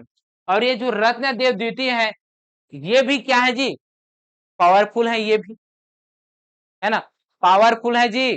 त्रिपुरी के कलचुरी वंश की सत्ता को इनकार कर देते हैं। वैसे तो जाजल्य देव क्या कर देते हैं, जाजल्य देव प्रथम अपने ही अधीनता को अस्वीकार करने के बाद, त्रिपुरी का अधीनता को स्वीकारने के बाद वो क्या करेंगे, सोने का प्रचलन करा देंगे। लेकिन सत्ता को इनकार कौन कर देंगे जी, सत्ता को इनकार कर देंगे पृथ्वी रत्नदेव द्वितीय। त्रिपुरी के, त्रिपुरी के सत्ता को, सत्ता को इनकार कर देंगे।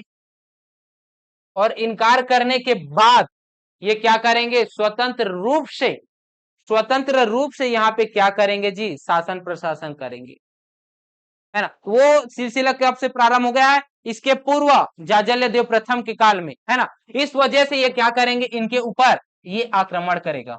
क्या करेगा, आक्रमण करेगा। और आक्रमण करने वाला कौन था जी, त्रिपुरी वंश के साथ साथ गया कर्ण। कौन था, गया कर्ण था, गया कर्ण।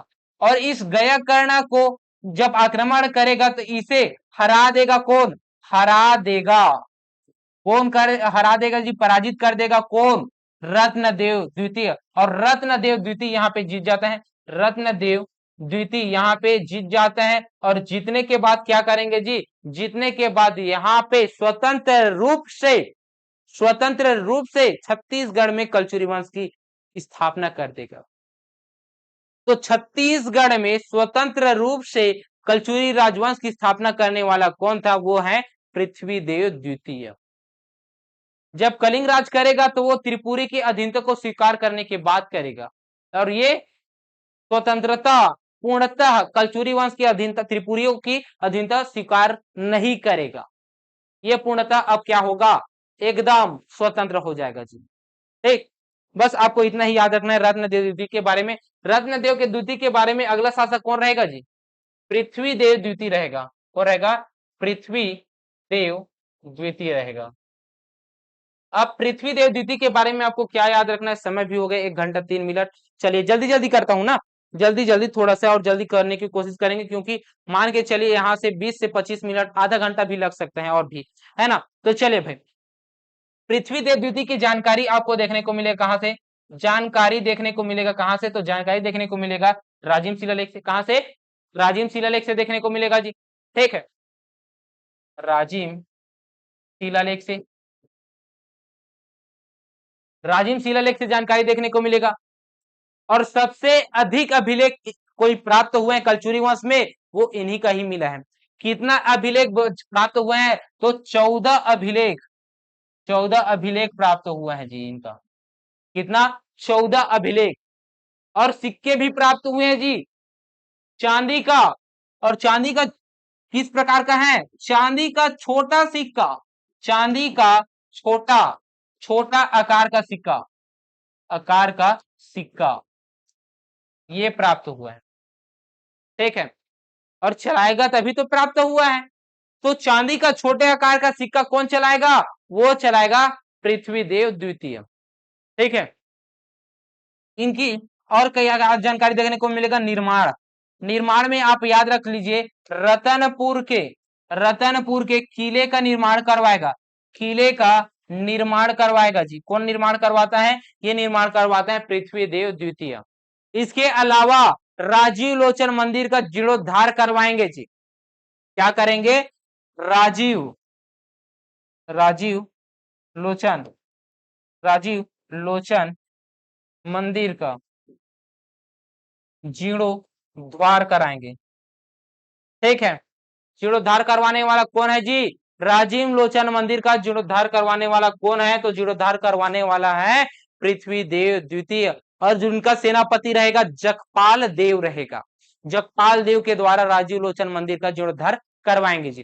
ठीक है, अगला शासक के रूप में हमें देखना है कौन सा है ये? पृथ्वीदेव द्वितीय। तो अगला रहेगा जाजल्य देव द्वितीय। जाजल्य देव द्वितीय कौन है जी? जाजल्य देव द्वितीय। और ये जो जाजल्य देव द्वितीय है, इसके बारे में हमें क्या जानकारी देखने को मिलता है जी? तो इनके बारे में हमें जानकारी देखने को मिलेगा क्या? तो इनके बारे में हमें जानकारी देखने को मिलेगा कि इनके इनके और त्रिपुरी कलचुरी जय सिंह, इनके और त्रिपुरी के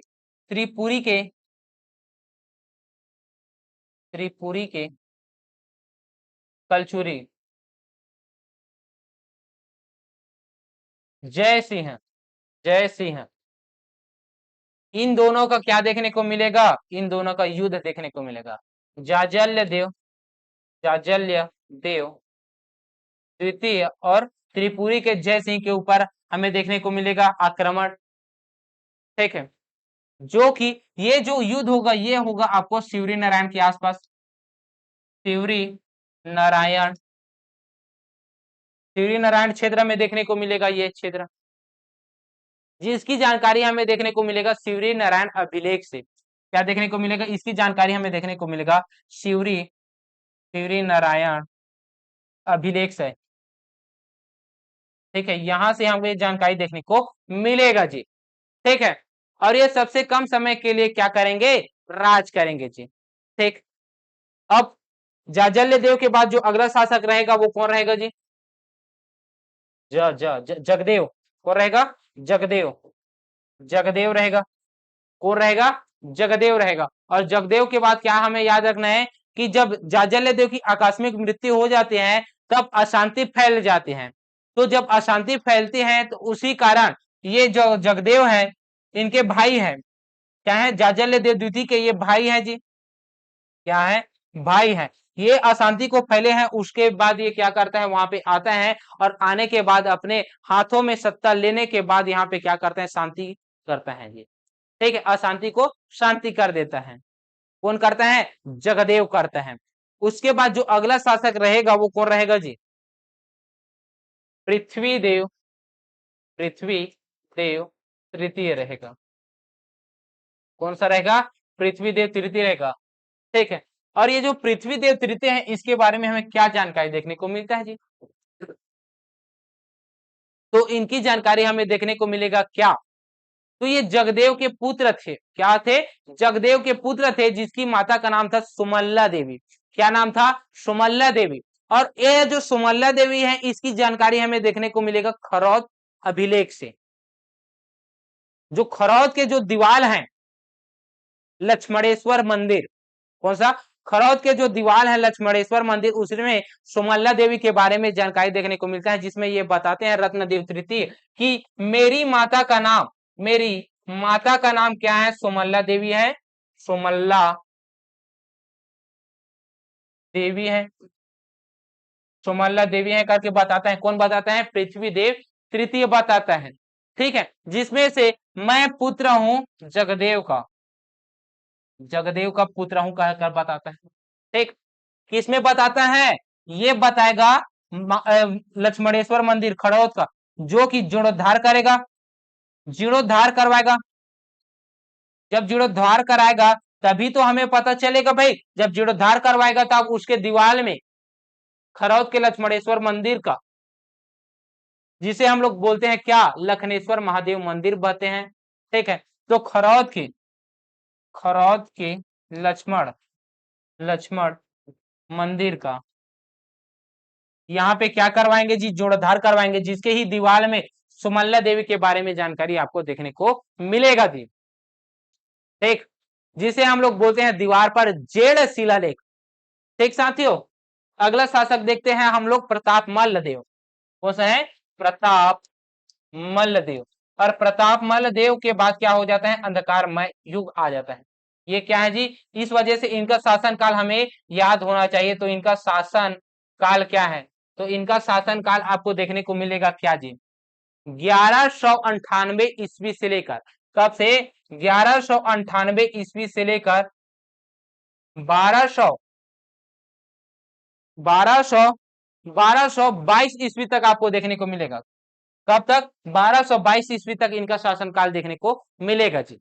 ये रत्नदेव के क्या थे? पुत्र थे, रत्नदेव तृतीय के। ठीक है, ये है जी।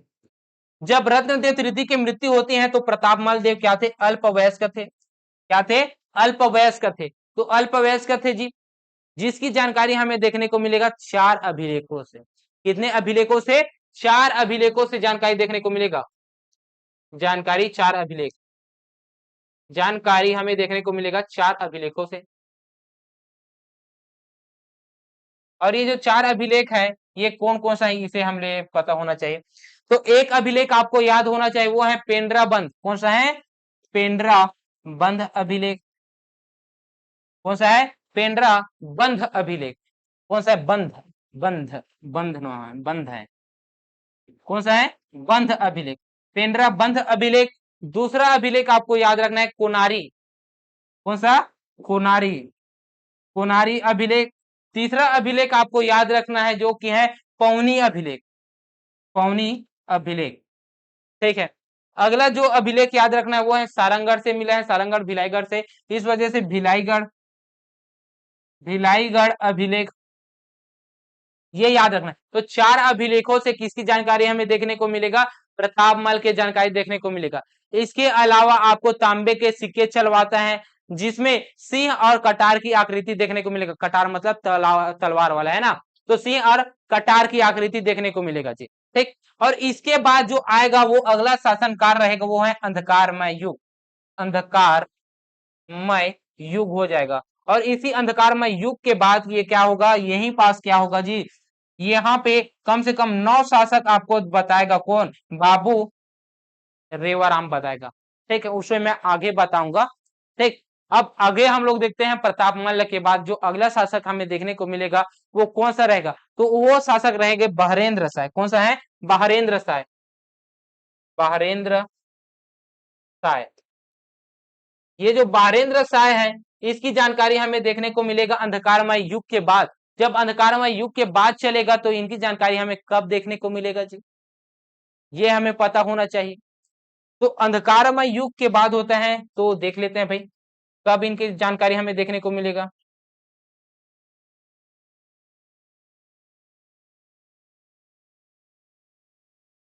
तो बहरेंद्र शाह के हमें जानकारी देखने को मिलेगा कब? 1495 ईस्वी से लेकर 1544 ईस्वी तक। कब से कब तक? 1495 ईस्वी से लेकर 1544 ईस्वी तक हमें देखने को मिलेगा। ठीक है, 1495 ईस्वी से, 1495 ईस्वी से 1500 कब तक देखने को मिलेगा? 1544 ईस्वी तक देखने को मिलेगा। ठीक है, अब ये जो बहरेंद्र शाह है, इसी का ही अन्य नाम, अन्य नाम क्या होगा जी? इसी का ही अन्य नाम हमें देखने को मिलेगा क्या? तो इनका अन्य नाम देखने को मिलेगा बाहर शाह। कौन सा? बाहर, बाहर शाह देखने को मिलेगा। ठीक जी, ये क्या करते हैं? ये अपनी राजधानी को परिवर्तित कर देते हैं। इनकी राजधानी क्या थी? तो रतनपुर क्या था? रतनपुर इनकी राजधानी था। तो रतनपुर से ये कहां पे राजधानी परिवर्तित कर देंगे? छुरी कोस गई। कहां पे? छुरी कोस गई, छुरी कोस गई यहाँ पे स्थानांतरित कर दिया अपनी राजधानी को। तो राजधानी क्या हो गया? राजधानी हो गया इसका छुरी कोस गई। ठीक है, और यहीं पास छुरी कोस गई में क्या करेंगे जी? कोस गई माता मंदिर का निर्माण करेंगे। क्या करेंगे?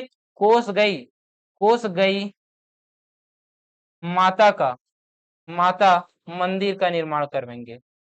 ठीक है, यह है बहरेंद्र शाह के बारे में। इतना ही आपको याद रखना है जी। अब बहरेंद्र शाह के बाद जो अगला शासक याद रखना है आपको, वो याद रखना है बहरेंद्र शाह के बाद कल्याण शाह। कौन सा? कल्याण शाह जी। और कल्याण शाह के बारे में आपको क्या याद रखना है? तो कल्याण शाह के बाद आपको याद क्या रखना है ये मैं बताऊंगा जी। ये जो कल्याण शाह है, इसकी जानकारी हमें समकालीन होने की जानकारी हमें देखने को मिलता है जी। बाबू रेवाराम के अनुसार, किसके अनुसार? बाबू बाबू रेवाराम, रेवा सॉरी बाबू रेवाराम के अनुसार ये किसके समकालीन थे? ये अकबर के समकालीन थे। और अकबर के दरबार में 8 वर्षों तक, 8 वर्षों तक क्या करेंगे जी? सेवा देंगे। तो 8 वर्षों तक सेवा कौन देता है? कल्याण शाह देता है, जिसकी जानकारी हमें बाबू रेवाराम के अनुसार प्राप्त होता है कि 8 वर्षों तक ये क्या करेंगे? शासन कर वहां पे रहेंगे जी अकबर के दरबार में। इसके अलावा आपको गोपल्ला गीत में जानकारी देखने को मिलेगा। और ये जो गोपल्ला गीत है, इसमें जानकारी क्या देखने को मिलेगा? यह शाहजहां का, किसका? शाहजहां का क्या था जी? शाहजहां नहीं, जहांगीर। कौन सा? जहांगीर। शाहजहां तो ज्यादा हो जाएगा। जहांगीर जहांगीर जहांगीर के समकालीन था, ये हमें जानकारी देखने को मिलेगा। तो जो दो जानकारी देखने को मिलेगा, एक तो जहांगीर और दूसरा अकबर, ये दोनों समकालीन थे। किसके बताते हैं? कल्याण शाह बताते हैं जी। और ये जो कल्याण शाह है, ये क्या करते हैं? ये कल्याण शाह राजस्व प्रणाली क्या करेंगे? प्रारंभ करेंगे जी। राजस्व बंदोबस्त प्रारंभ करेंगे। राजस्व प्रणाली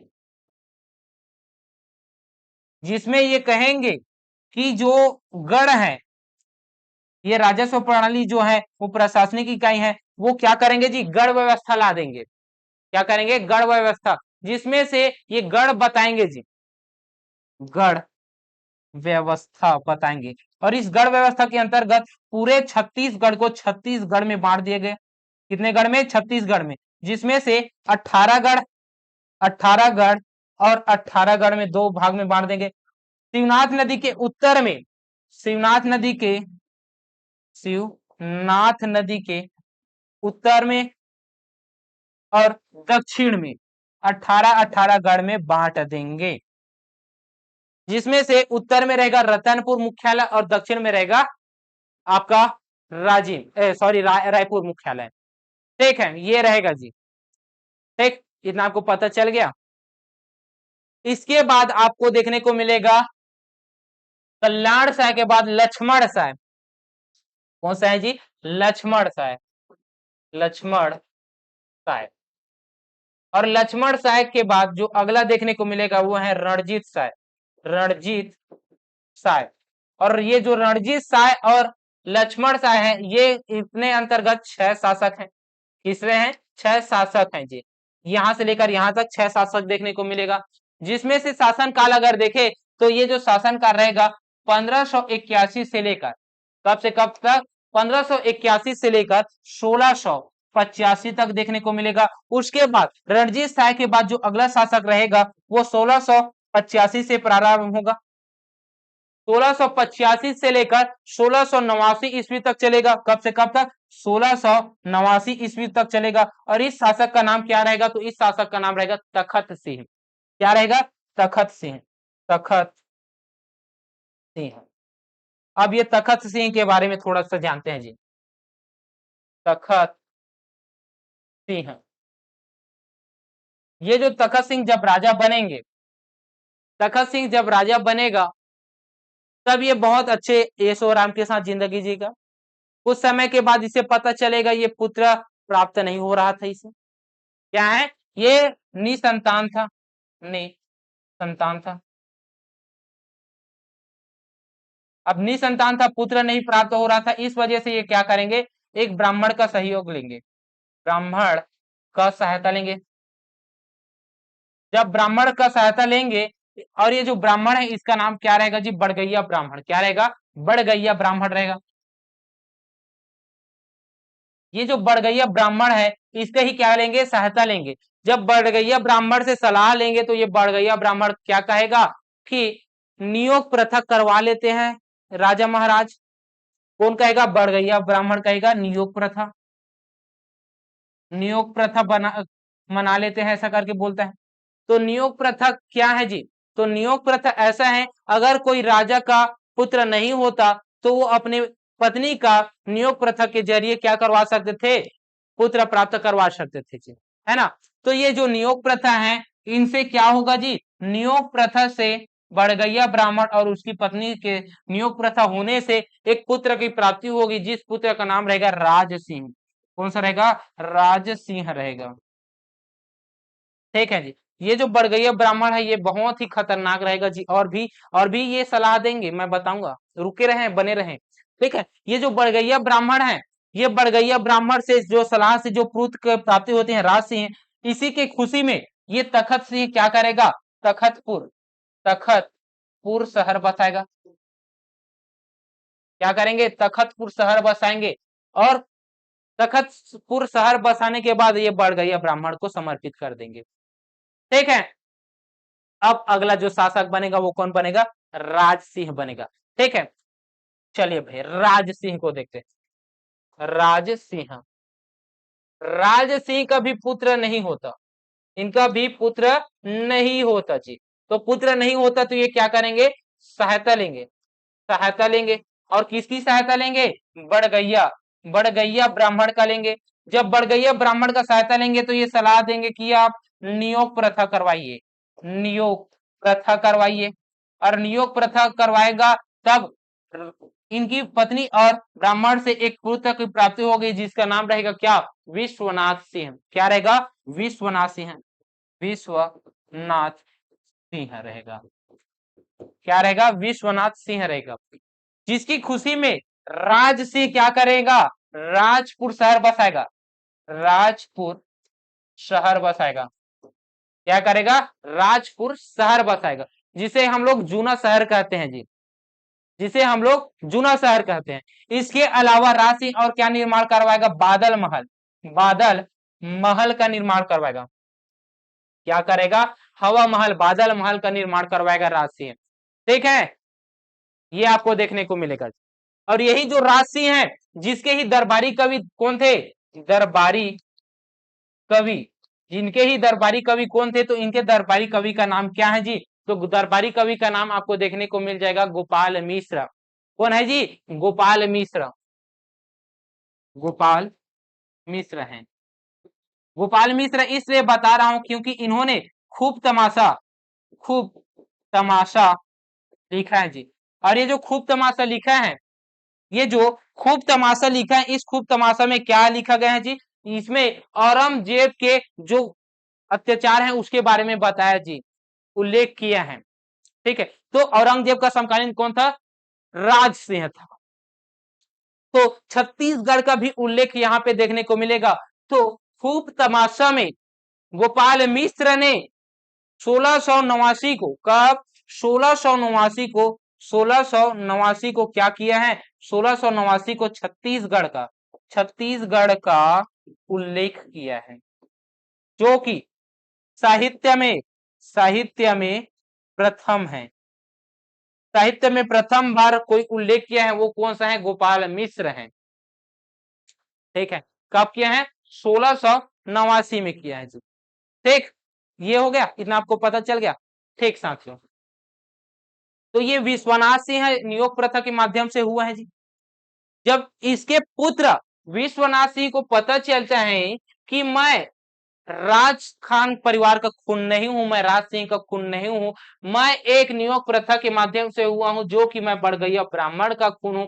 इस वजह से इनको सुनते ही ये क्या हो जाता है? मृत्यु हो जाता है इसकी। ऐसा सुनते ही इनका क्या हो जाता है? मृत्यु हो जाता है। जब मृत्यु होता है विश्वनाथ सिंह का, तो एहसास होता है किसे?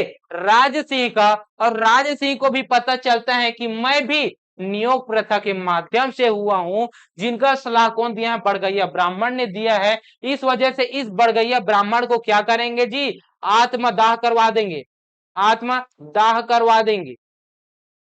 ठीक है, कौन करवाएंगे? राज सिंह करवाएगा, ताकि आगे यह नियोग प्रथा ना करवा सके करके। ठीक है, ये है जी बड़गैया ब्राह्मण। बड़गैया ब्राह्मण बहुत ही खतरनाक।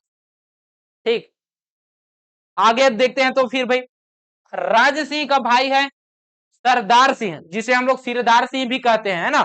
तो वो शासक बनेगा जी। कौन बनेगा? सरदार सिंह, सिरदार सिंह, सिरदार सिंह बनेगा, सिरदार सिंह बनेगा। जब सिरदार सिंह क्या बनेगा? शासक बनेगा। तो इनका उल्लेख आपको ज्यादा घटना ज्ञान नहीं देखने को मिलेगा जी, कोई इसका विशेष उल्लेख देखने को नहीं मिलेगा, सिर्फ और सिर्फ सरदार सिंह, सिरदार सिंह ये आपको देखने को मिल जाएगा। ठीक है। इसके बाद इनका जो छोटा भाई है रघुनाथ सिंह, इसका जो छोटा भाई है, छोटा भाई रघुनाथ सिंह, रघुनाथ सिंह, ये रघुनाथ सिंह क्या करेंगे? ये अब राजा बनेगा जी।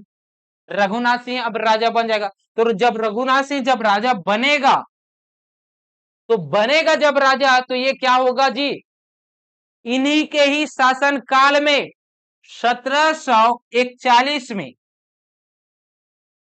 जब रघु जी प्रथम शासन कर रहे थे, तब उस समय अलवर्दी खां बंगाल में क्या था जी? शासन कर रहा था। उसके ऊपर उड़ीसा अभियान, उड़ीसा पंजाब अभियान, सॉरी पश्चिम बंगाल अभियान कर रहा था। तो उस समय के उनके सेनापति कौन थे? रघु जी, रघु जी प्रथम के सेनापति, सेनापति कौन थे? सेनापति था भास्कर पंत, भास्कर पंत था। और ये जो भास्कर पंत है, इन्हें को ही आक्रमण करने के लिए कहेगा रघुनाथ सिंह के ऊपर। क्यों कहेगा? क्योंकि ये जब पश्चिम बंगाल अभियान करेगा, बंगाल अभियान, बंगाल अभियान करेगा, तब बंगाल अभियान करेगा तो उस बीच में कौन पड़ेगा? छत्तीसगढ़ पड़ेगा। तो छत्तीसगढ़ पड़ेगा तो ये क्या कहेंगे? ये लेटर लिखेंगे रघुनाथ सिंह के ऊपर कि मेरे यहाँ के सेना जा रहे हैं, तो उनका खाना पीने की व्यवस्था कर दीजिए। कौन कहता है? रघु जी प्रथम कहता है। और ये अपने पुत्र वियोग में मगन था, वृद्ध था, इस वजह से ये पत्र का जवाब नहीं देगा, पत्र का जवाब नहीं देगा। तो जवाब नहीं देगा तो इसे आ जाता है गुस्सा, और कहते हैं भास्कर पंत को, जा रघुनाथ सिंह के ऊपर जा और उसके ऊपर आक्रमण कर। और एक लालची था, लोभी था, मोहन सिंह, वो भी इसको क्या करते हैं? आप आइए हमारे छत्तीसगढ़ में और रतनपुर में आइए, जहां पे कलचुरी वहां शासन कर रहा है, वृद्ध व्यक्ति हैं और अपने पुत्र वियोग में डूबा हुआ है, वो आपका जवाब नहीं दे सकता करके कौन कहा? मोहन सिंह कहा। इस वजह से ये क्या करेंगे जी? इस वजह से ये आक्रमण कर देंगे रघुनाथ सिंह के ऊपर। और कब करेंगे? 1741 ईस्वी में करेगा। तो प्रथम मराठा आक्रमण कब होगा? वो होगा 1741 में होगा। ठीक है। तो यहां पे 1741 में आक्रमण हो गया। तो 1741 में क्या हो गया? मराठा आक्रमण हुआ और यहाँ पे इसी को ही अस्थायी रूप से, अस्थायी रूप से शासन करना दे दिया और अस्थायी मराठा शासन व्यवस्था प्रारंभ कर दिया। तो मराठा, मराठा वंश का अप्रत्यक्ष, अप्रत्यक्ष शासन चालू हो जाएगा यहीं से। अप्रत्यक्ष मराठा शासन प्रारंभ हो जाएगा यहीं से 1741 से जी। ठीक है।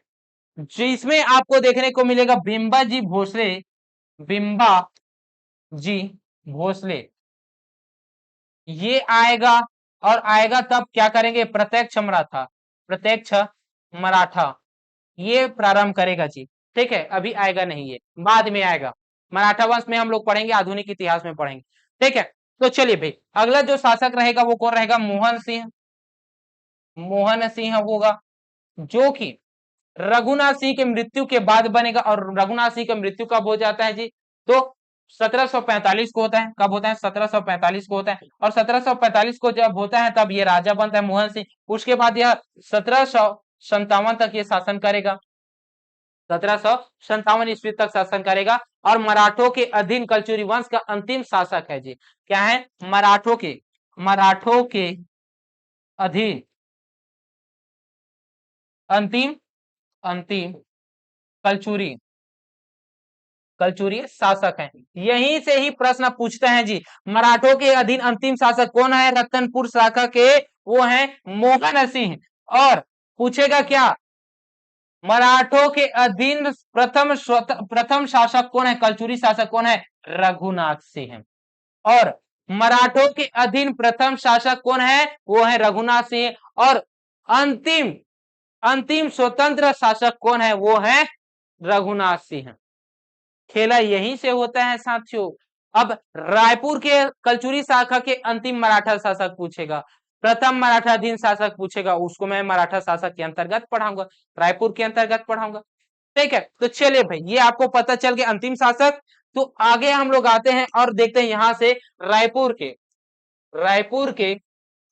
कलचुरी वंश, कलचुरी वंश, रायपुर के कलचुरी वंश को पढ़ते हैं। अब रायपुर के कलचुरी वंश की अगर मैं बात करूं, 1.5 घंटा करेक्ट हो गया। टॉपिक ही इतना भयंकर है कि इसको बता भी नहीं सकते। अगर मैं ओवरव्यू तरीके से ऐसा ही बताता बताता चला जाऊंगा तो आपके ऊपर से दिमाग से चला जाएगा, तो फिर क्या होगा जी। भले ही 1.5 घंटा 2 घंटा लगे, लेकिन हम लोग अच्छे से पढ़ें, ताकि मेरा मकसद है कि आपके एग्जाम में अगर क्वेश्चन पूछे तो क्वेश्चन ना छूटे। ठीक है, तो रतनपुर के जो कलचुरी वंश पढ़ रहे थे, तब कलचुरी वंश के अंतर्गत अगर देखे तो 14वीं सदी के अंत में, मतलब अंधकारमय युग, अंधकारमय युग जब चल रहा था, तो अंधकारमय युग से पहले का जो शासक था वो कौन था जी? प्रतापमल, प्रतापमल था। और प्रतापमल का शासनकाल कब से कब तक रहेगा? तो प्रतापमल का शासनकाल 1198 से लेकर 1222 तक रहेगा। और उसके बाद जो अगला शासक हमें देखने को मिला था वो है बहारेंद्र शाह। बहारेंद्र शाह कौन देखने को मिला था? बहारेंद्र शाह। और बहारेंद्र शाह का हमें शासनकाल हमें देखने को कब मिला है? तो 1495 ईस्वी से 1495 ईस्वी से 1544 ईस्वी तक देखने को मिला है। किसका? बहारेंद्र शाह का। ठीक, इसी गैप में जो अंधकारमय युग हुए हैं, अंधकारमय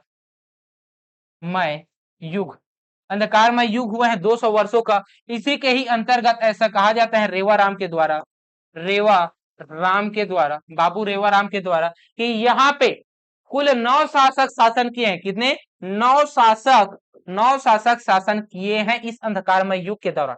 इसी 9 शासक में से तीसरे नंबर का जो शासक है, तीसरे नंबर का जो शासक हुआ है, उसका नाम आपको बताया है क्या?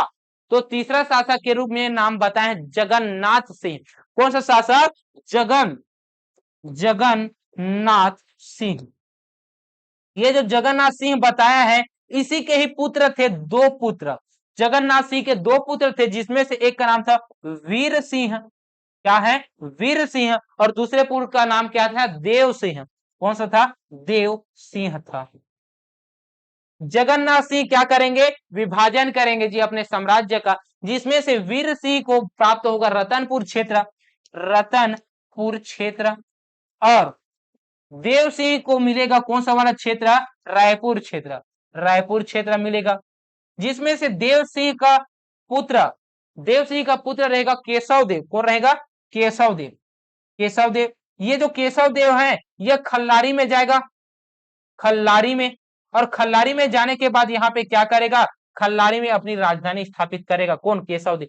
परंपरागत रूप से खल्लारी के में यहाँ पे आएगा और यहाँ पे क्या करेगा? स्थापना करेगा।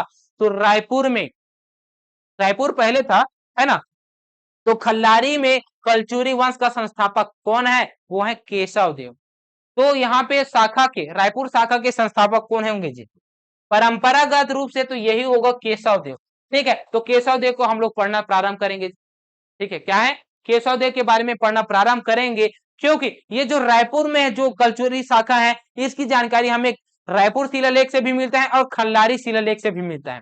ठीक है, जिसमें इनको क्या कहा गया है? लहुरी शाखा कहा गया है। क्या कहा गया है? लहुरी शाखा कहा गया है जी।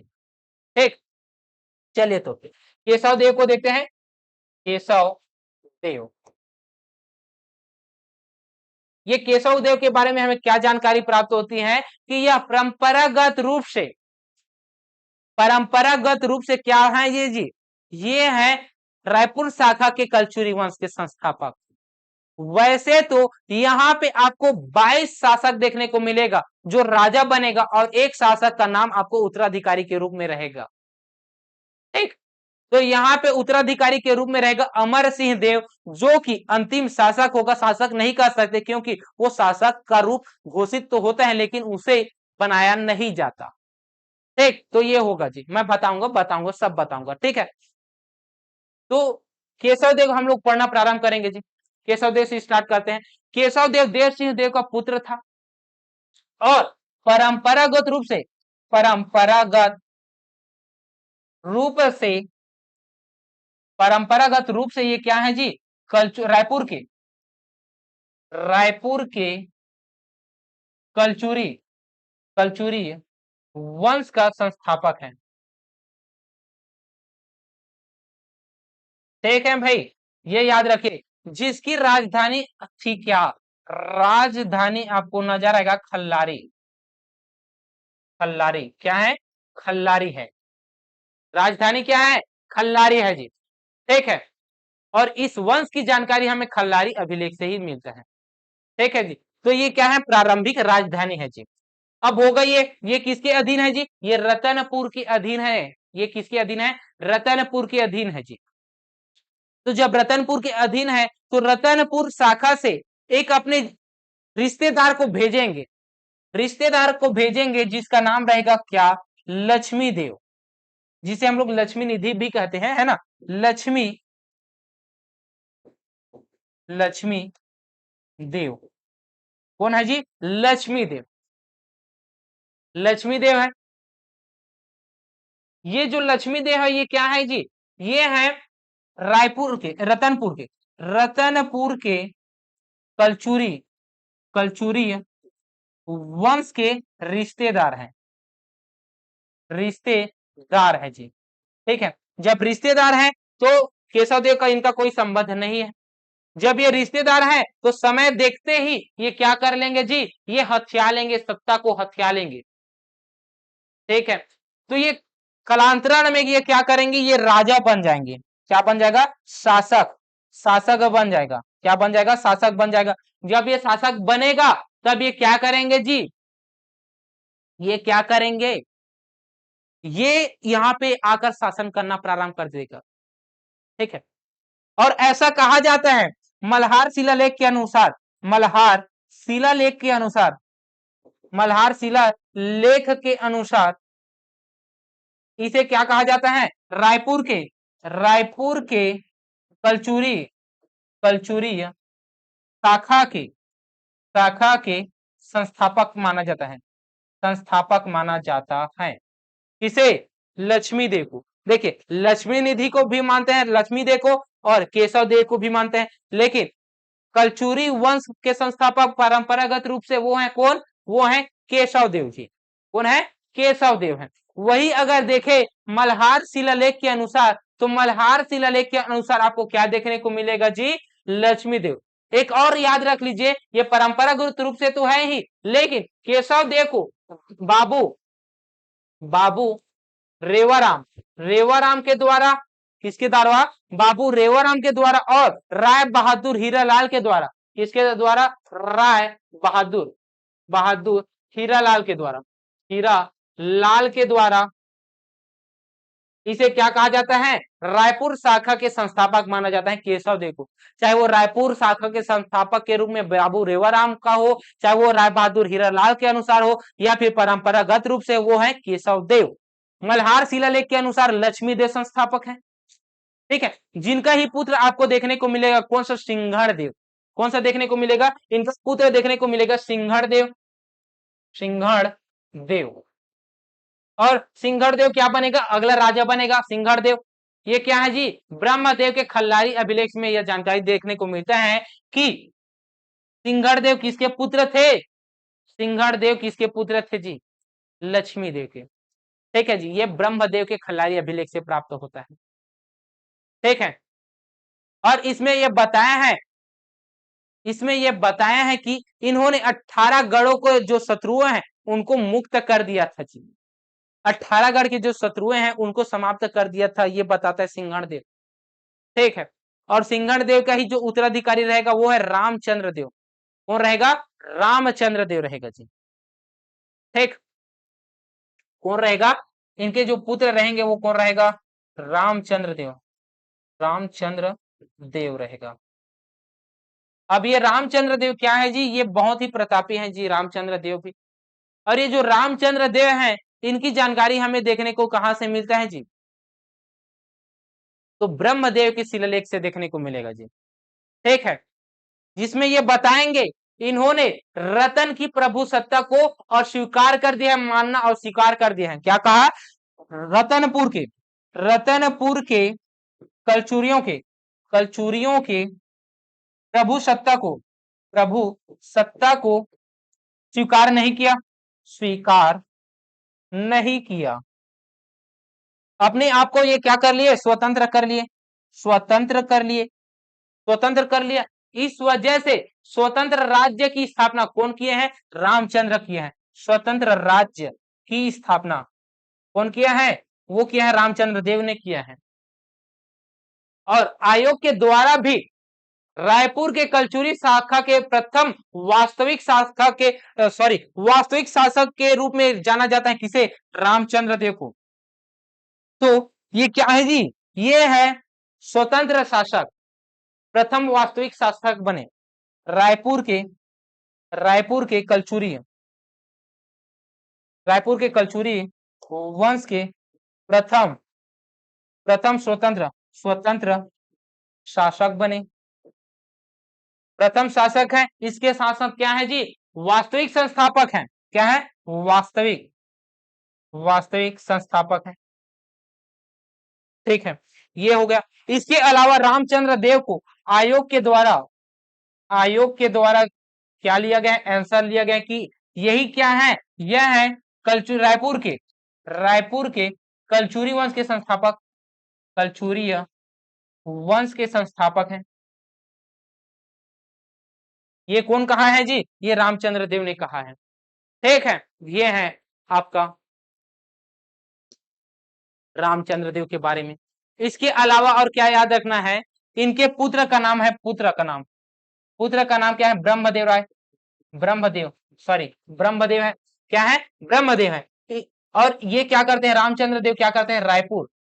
रायपुर शहर स्थापित करते हैं, शहर का स्थापना करते हैं। और जिनको ही राजधानी कौन बनाएगा? राजधानी बनाएगा ब्रह्मदेव राय। तो खल्लारी से ब्रह्मदेव राय क्या करेंगे? रायपुर राजधानी बनाएंगे। राजधानी कौन बनाएगा? तो राजधानी बनाएंगे कौन? वो बनाएगा ब्रह्मदेव राय। शहर कौन बसाएगा? रामचंद्र देव।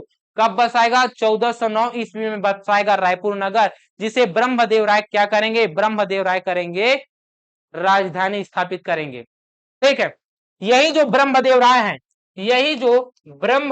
है, इन्हीं के ही जानकारी हमें देखने को मिलता है। और जानकारी कौन सी देखने को मिलता है? तो जानकारी दो देखने को मिलता है। एक तो देखने को मिलेगा खल्लारी। कहां से? खल्लारी शिलालेख। और दूसरा आपको देखने को मिलेगा कौन सा? दूसरा आपको देखने को मिलेगा रायपुर शिलालेख। कौन सा है? रायपुर शिलालेख। यहाँ पे दोनों जगहों में देखने को मिलेगा जी, जिसमें से ये बताएंगे कि खल्लारी में जो नारायण मंदिर है, जगन्नाथ मंदिर है, उसका निर्माण करवाएंगे ब्रह्मदेव राय। तो खल्लारी शिलालेख के अनुसार बताते हैं कि 1415 ईस्वी में देवपाल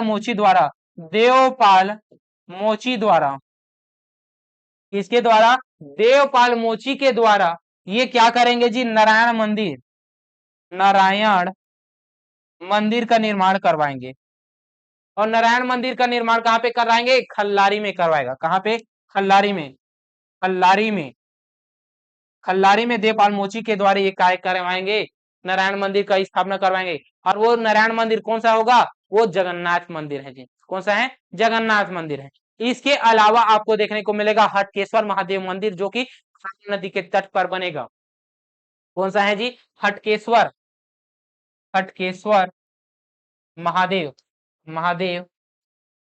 मंदिर। ये आपको देखने को मिलेगा खारून नदी के तट पे।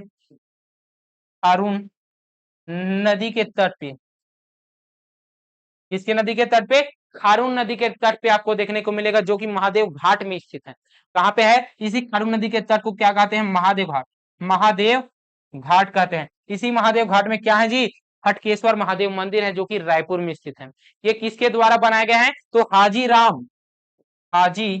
राम के द्वारा बनाया गया है। किसके द्वारा? हाजी राम के द्वारा बनाया गया है जी। ठीक है, ये आपको देखने को मिलेगा जी। ठीक, ये है। और इसके बाद सीधा सीधा आपको याद रख लेना है अंतिम शासक के रूप में अंतिम शासक कौन है? तो अंतिम शासक याद रख लेना है, वो है अमर सिंह। कौन सा है? अमर सिंह। कौन है जी? अमर सिंह है।